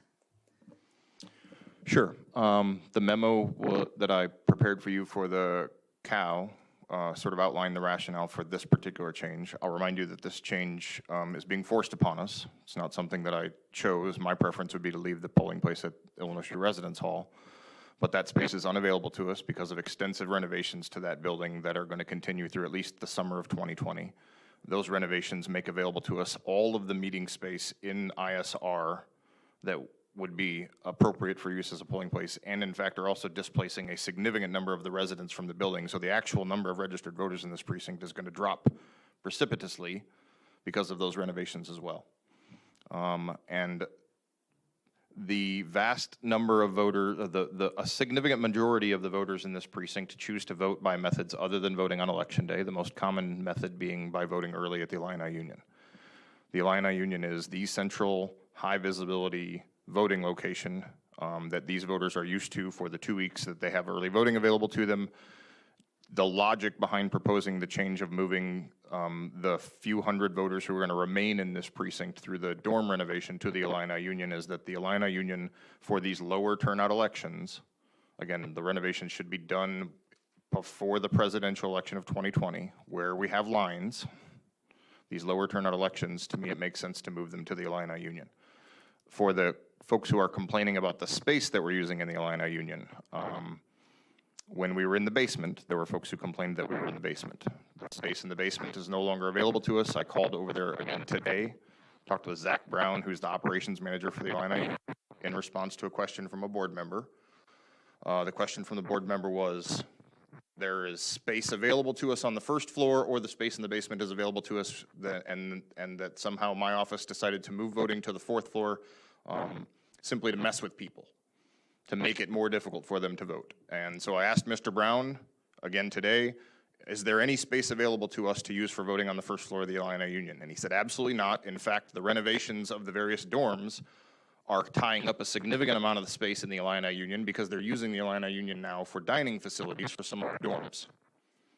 And the space in the Union, in the basement that we used to use for early voting in the federal room, is not available because they use that for storage for the vendors who are in the basement while there's some other work going on down there. And he was hopeful that at some point in the future the federal room might be available for voting again, but for this election it is certainly not. I asked him unequivocally, is there any space available to us on the first floor or in the basement of the Illini Union for voting for this election? And he said absolutely not. He's not sure where that notion comes from. So we've got a room on the fourth floor of the Union. We had originally had a room on the second floor of the Union. We asked for 2 adjoining rooms together so we could expand the room and flow traffic through the voting room a little bit more appropriately based on the experience we had at this year's primary election. They originally put us in 1 room on the second floor. They rearranged a bunch of administrative meetings to give us 2 adjoining rooms together on the fourth floor. That's the space that's available for us. We are required by statute to use the Illini Union as our early voting location. You can certainly choose, if you like, to send the 100 or less voters who are going to vote from Cunningham 3 in this fall's election to a different building for election day only. But I will assert to you that the vast majority of them are going to go to the Union to vote anyway, and you're going to be spending an extra $1,500 that you don't need to spend to run a polling place that you don't need to run, and we're going to send notices to voters that are kind of contradict all of the get out the vote messaging that they're going to receive from candidates and campaigns and third-party groups, which are going to remind them constantly, go to the Illini Union to vote.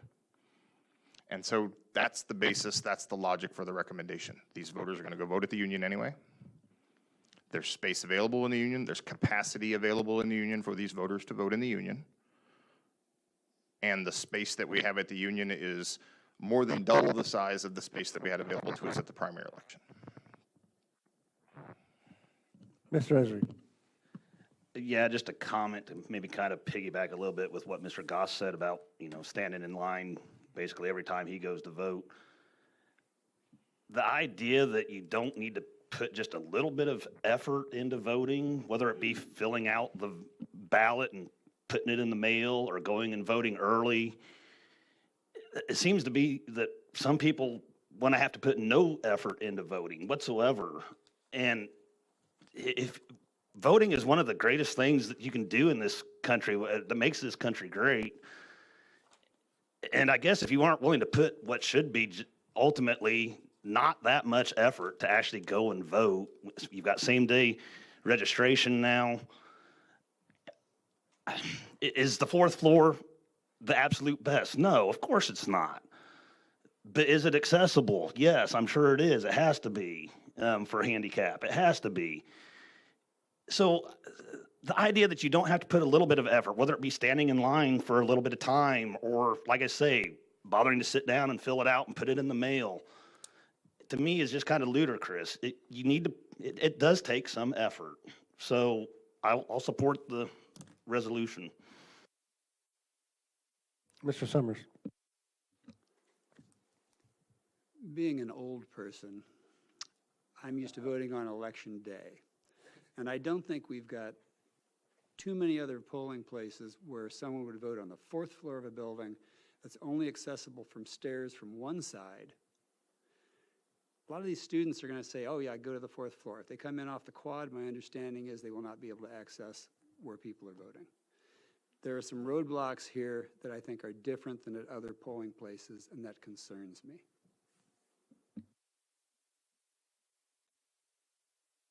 Mr. Patterson. I don't know the last time I voted on election day. I was thinking about that earlier. That's because you're not. Yeah. And if I were to, I vote at the Mellon Building. I'm in City of Champaign 13. I actually grew up in that neighborhood. My parents have been voting at the same polling place for, I guess, at least 30 years. That's when they moved there. The last 3 elections, the Illini Union voting location has changed 3 times. It's a big building. As Steve referenced, there's the last 2 locations are only accessible through one side of the building, which is the north side of the building. If you're familiar with the Union, the vast majority of people are coming on the south side of the building from the quad. You know, we talk about putting some effort into voting, and how people should be willing to put some sort of effort. Does anybody in this room not vote on the first floor of a building? And that's a genuine, curious question. Is anybody nodding or waving? Is anybody open more than one set of doors to get to your polling location? You know, we have a situation here where people are voting on the 4th floor. Sure, there's elevators, but if you guys have been to the Illini Union, these are not big elevators. I know some people that went and checked out the room last week. There's only 2 sets of elevators, and one of them on separate sides of the Union, and one of them was not working. I understand that this situation is not something that we can completely level on the clerk's office. Obviously, the university has a lot of control here, and obviously there is a state statute that is obligating it to be in that building. That's state law, and it shouldn't be only on the responsibility of the county to accommodate for accessible voting in that building. The university should be held to account to work with us to have accessible voting. Most of the people who are going to vote there are going to have to walk up the stairs, 4 flights of stairs. We can sit here, we can roll our eyes, but I don't want to walk up 4 flights of stairs. And I said there's nowhere else in the county where people have conditions like this, and I think that we need to work with the university more and hold them to account as far as getting accessible polling places there. Mr. Chair, may I? Go ahead.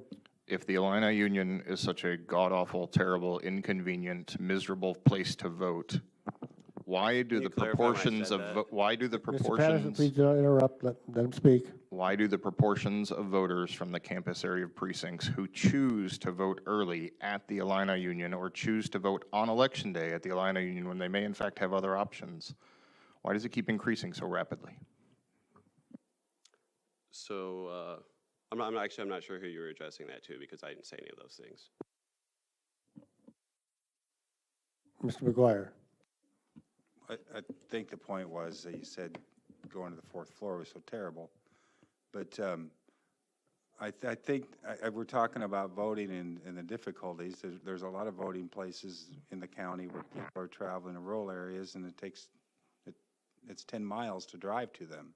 And there's single buildings in the area. There are people that are voting by mail that are in the military and have to wait 15 days for their ballots, and they're in combat areas.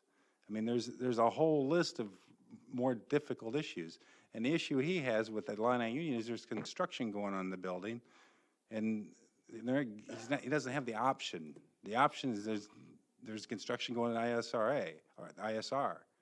I mean, you want him to change something he doesn't have the ability to change. We're trying to do the best we can for the voting locations. Mr. Vespaci? Yeah, I mean, I think it'd be great if Mr. Eldon could change things he can't change. And you know, I think we're all sort of annoyed that the voting in the Illini Union is the way it is, and I think we're sort of frustrated with that. But the issue is, should we send more people there, right? That's what we're talking about. And, you know, I think we shouldn't send more people there. I think we should not send more people to this location where, you know, we all agree, yeah, people have difficulty voting, but, you know, should we put more polling locations 10 miles out so people have to drive there? You know? That's the issue, is this particular polling place and its relocation. Mr. Chair, if I may. Go ahead. The voters in Cunningham 3 are going to vote at the Illini Union regardless of whether you set up a specific independent election day polling place for them or not. They have chosen that repeatedly over and over with their feet, election day and early voting, for the last 6 or 8 elections. For the November 2014 election, we had 89 voters in that precinct on election day. For the 2016 presidential election, more voters from Cunningham 3 cast votes in the Illini Union on election day when it was not their regular polling place than cast votes in the room on the first floor of the dorm where the vast majority of them live, because they get familiar with it, because campaigns and our office and others educate them over and over. Vote at the Illini Union, vote at the Illini Union. Several of you have been involved in those campaigns over the years, and the messaging that you're going to use for this campaign is the similar to every other campaign that you've worked on, or your not-for-profit groups that promote voting, like our office does. It's a simple, easy, centralized location. Vote at the Union, vote at the Union. The voters in that precinct have chosen it over and over and over again, and it's illogical to send them somewhere else when they are going to go here anyway. Ms. Douglas? So we're roughly 2 months away from the election. But my point being, a lot of the other buildings that the university owns or around town are probably taken up. Could you get another place in that time frame, is what I'm wondering. I have not verified the availability of any other space for Cunningham 3 at this point, because this solution is so incredibly obvious to me that I'm stunned that it's controversial. Mr. Patterson? I'm sorry you're stunned, but you know, that's our statutory obligation. So it's probably like persuading us, or, you know, like she said, looking at other options, but to just approach it with that sort of attitude, I mean, that's just kind of disappointing. I just wanted to say that. Noted. Further discussion. Mr. Esri? Mr. Holton, would you remind us how many people voted in the special polling places that were, I guess you could almost say, reopened the last time? Because the idea that we're going to have so many voters and cost us more money for the election judges and such. For the Consolidated General, it was about 175 in the 10 combined campus precincts. But that's not the crux of the argument here. The crux of the argument is you have a choice for a polling place assignment for Cunningham 3. You can choose to move them to the Illini Union, or we can leave them at Illinois Street Residence Hall if you vote this resolution down. If you leave them at Illinois Street Residence Hall, I don't know what my office will do. We may find a tent. I'm not sure what the option is. The argument that I make to you is, for those voters, whether 600 of them vote or whether the more traditional number of a few hundred vote, the most logical place for them to vote on election day is the Illini Union, and in fact, they are going to choose that location, whether an alternative location is set up for them anyway, because that is what they have done every election where voting at the Illini Union has been an option for them. Mr. Summers? With the timeline that you have, could you give me an idea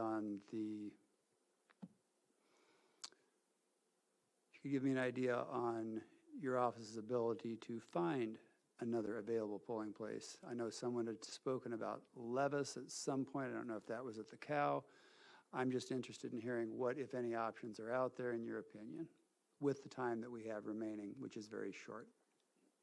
It took us several months to rule out alternative locations for the other precincts that you voted to move tonight and settle on the plan that you adopted on the consent agenda.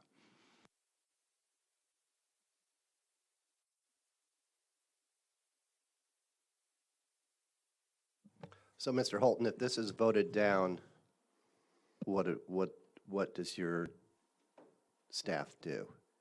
And for to sit there and say this is appalling and all this, again, we're all supposed to work together. We're supposed to get this done together, and it gets partisan again. It gets partisan again. We're talking about polling places, and certain people try to turn this into a partisan thing. It's ridiculous. So, Mr. Holton, if this is voted down tonight, what are the options for your team? We'll try to find an alternative location, and we'll also explore a temporary shelter on the ISR site, because by the time the board votes again at the end of September, we will be 40 days from the election. And at that point, notifying voters becomes a dicier proposition. Ms. Petrie. Just to remind all of us, early voting starts at what date, please? Early voting starts in our office on September 27th and starts at the 8 additional locations on October 25th, I believe. And what is the date that your office sends out the mailings? I noticed in your memo you talk about sending out notification reminders, et cetera, et cetera.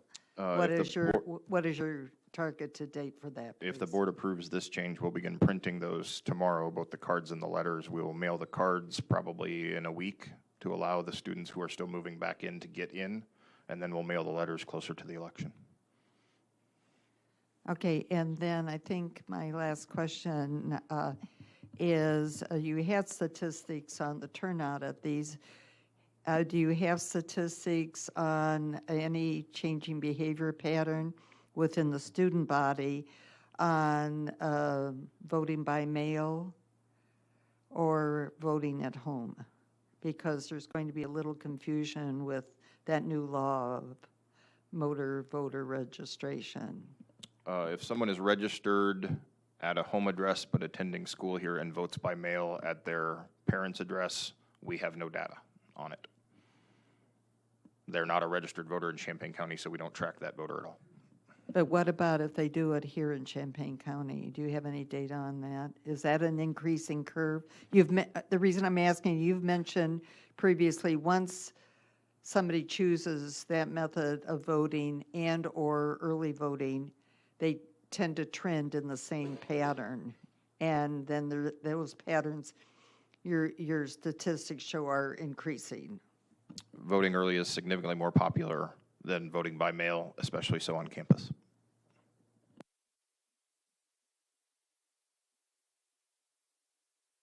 Further discussion? Okay, roll call, please. McGuire. Mitchell.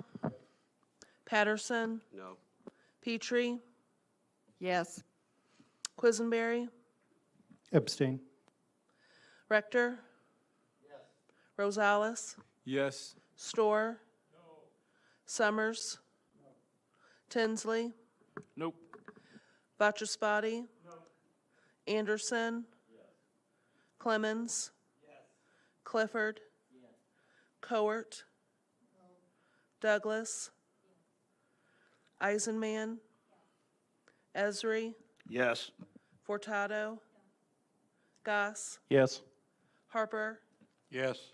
Weibel. No, motion carries. Thank you, Mr. Holton. I believe that's it for policy, personnel, and appointments.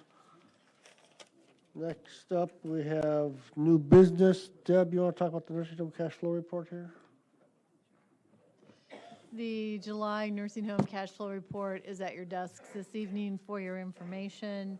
I would point out that while the last 2 months has seen a stabilization, that in July the cash position did decline by $200,000 again. So we are at the lowest point that we've been at since the beginning of the year in terms of our outstanding AP obligations for the nursing home.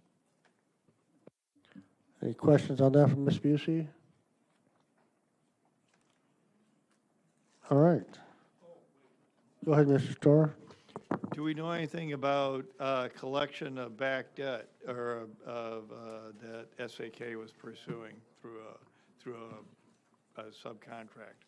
Yeah, they're still working on that, and we are pressing them to provide us with recommendations for what should be written off, because they should be getting close to the point where they would be able to say that they know that they've reached the point of what is collectible and the rest of it is not collectible.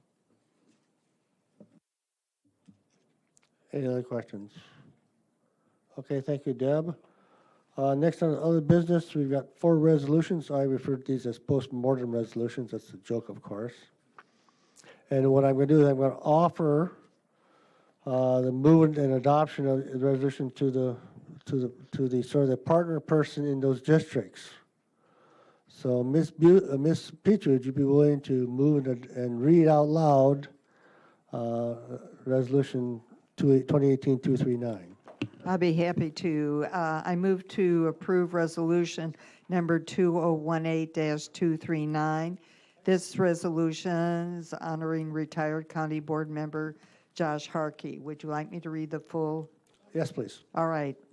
Whereas Josh Harkey was sworn in as a Champaign County board member on December 3rd, 2012, and whereas Josh Harkey has served the citizens of Champaign County as a representative of Champaign County Board District 6 from December 3rd, 2012 until April 30th, 2018, and whereas during his tenure as Champaign County Board member, Josh Harkey served on the following standing committees: Committee of the Whole for Justice and Social Services, Finance, Policy, Personnel and Appointments, County Facilities Committee, and the Labor Committee. And whereas during his tenure as a Champaign County Board member, Josh Harkey also served in a liaison position as the County Board's representative on the Nursing Home Board of Directors from 2012 to 2014 and from 2016 to 2018, as well as an alternate representative for CUATS from 2012 to 2014. And whereas during his tenure as Champaign County Board member, Josh Harkey also served in a leadership role as the chair of the Labor Committee from 2014 to 2018 and chair of the County Facilities Committee from 2016 to 2018. And whereas the County Board seeks to publicly recognize the commitment and dedication of Josh Harkey, who served the citizens of Champaign County as an elected official over a term of more than 6 years, now therefore be it resolved that the Champaign County Board hereby recognizes the service of Josh Harkey and the benefit that service brought to county government, and be it further resolved that a copy of this resolution be presented to Josh Harkey in recognition of his years of service as the citizen to the citizens of Champaign County, presented, adopted, approved, and recorded this 23rd day of August, AD 2018. Thank you, Ms. Petrie. Is there a second? Second by Mr. Tinsley. Discussion. Seeing none, all in favor? Aye. All opposed? Motion carries. Thank you. Next up is item B, Mr. Storr. Please move that. Mr. Weibel, I would like to defer to my colleague, Mr. Quisenberry, who recruited Robert to sit Fair enough. to run. Yes, Mr. Chair, I will now read resolution number 2018-240, a resolution honoring retired county board member Robert King. Whereas Robert King was sworn in as Champaign County board member on December 5th, 2016, and whereas Robert King has served the citizens of Champaign County as a representative of the Champaign County Board District 10 from December 5th, 2016 until July 2018. Whereas during his tenure as Champaign County Board member, Robert King served on the following standing committees: Committee of the Whole for Justice and Social Services, Finance, Policy, Personnel and Appointments from 2016 to 2018, and Environment Land Use Committee from 2016 to 2018, Labor Management Health Insurance Committee 2017 through 2018, and the Strategic Planning Committee from 2017 to 2018. And whereas during his tenure as a Champaign County Board member, Robert King also served in a leadership role as the Deputy Chair of the Justice and Social Services Committee of the Whole from 2017 to 2018. And whereas, as the Champaign County Board seeks to publicly recognize the commitment and dedication of Robert King, who served the citizens of Champaign County as an elected official over a term of almost 2 years. Now therefore be it resolved that the Champaign County Board hereby recognizes the service of Robert King and the benefit that service brought to county government, and be it further resolved that a copy of this resolution be presented to Robert King in recognition of his years of service to the citizens of Champaign County. I so move. Is there a second by Mr. Patterson? Discussion. Seeing none, all in favor? Aye. All opposed, motion carries. Next up is Mr. Summers. Resolution honoring retired County Board member Shana Cruz.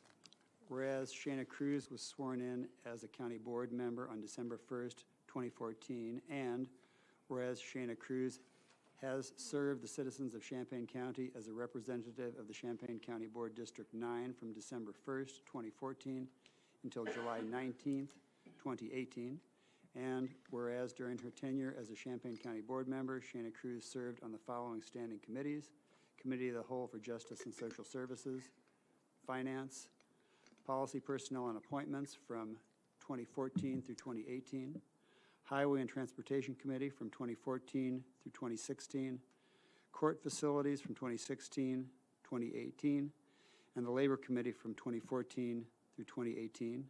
And whereas during her tenure as a Champaign County Board member, Shana Cruz also served as a leadership role as the Assistant Deputy Chair of the County Facilities Committee in 2018, and whereas the Champaign County Board seeks to publicly recognize the commitment and dedication of Shana Cruz, who served the citizens of Champaign County as an elected official over a term of almost 5 years. Now, therefore, be it resolved that the Champaign County Board hereby recognizes the service of Shana Cruz and the benefit that service brought to Champaign County government. And be it further resolved that a copy of this resolution be presented to Shana Cruz in recognition of her years of service to the citizens of Champaign County. Movement by Mr. Summers, second, Mr. Storr. Discussion, seeing none, all in favor? Aye. All opposed, motion carries. Item D, Mr. Goss, please. Thank you, Mr. Chairman. I move adoption of resolution number 2018-242, a resolution honoring retired County Board member Brooks Marsh.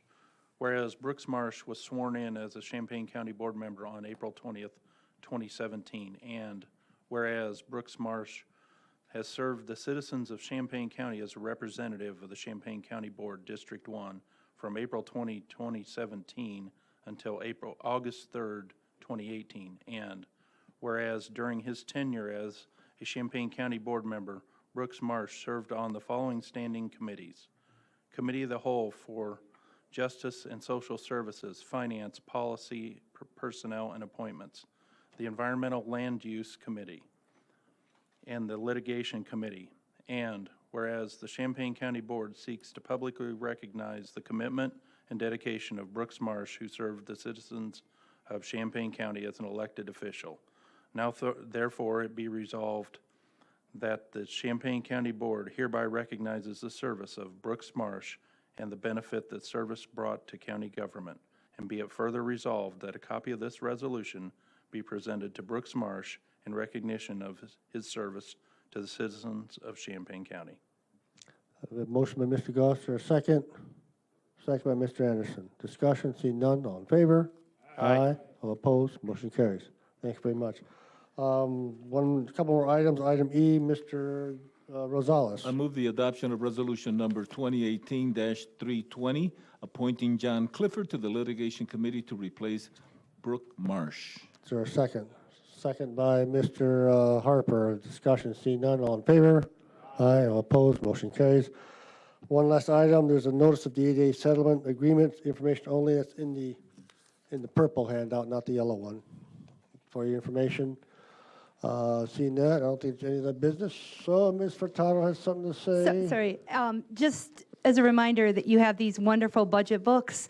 This is the most important responsibility that we have as a county board. So I just really encourage everybody to take the time this weekend to start looking through them. And I personally wanted to commend the staff for the effort that it took to get to this point, and particularly Tammy Ogden. As finance chair, I've gotten to see much more up close the tremendous amount of work she puts into this, and we're very, very fortunate to have her on our staff. And please bring them with you to the meetings on Monday and Tuesday. Don't leave them at home. Okay, we're adjourned.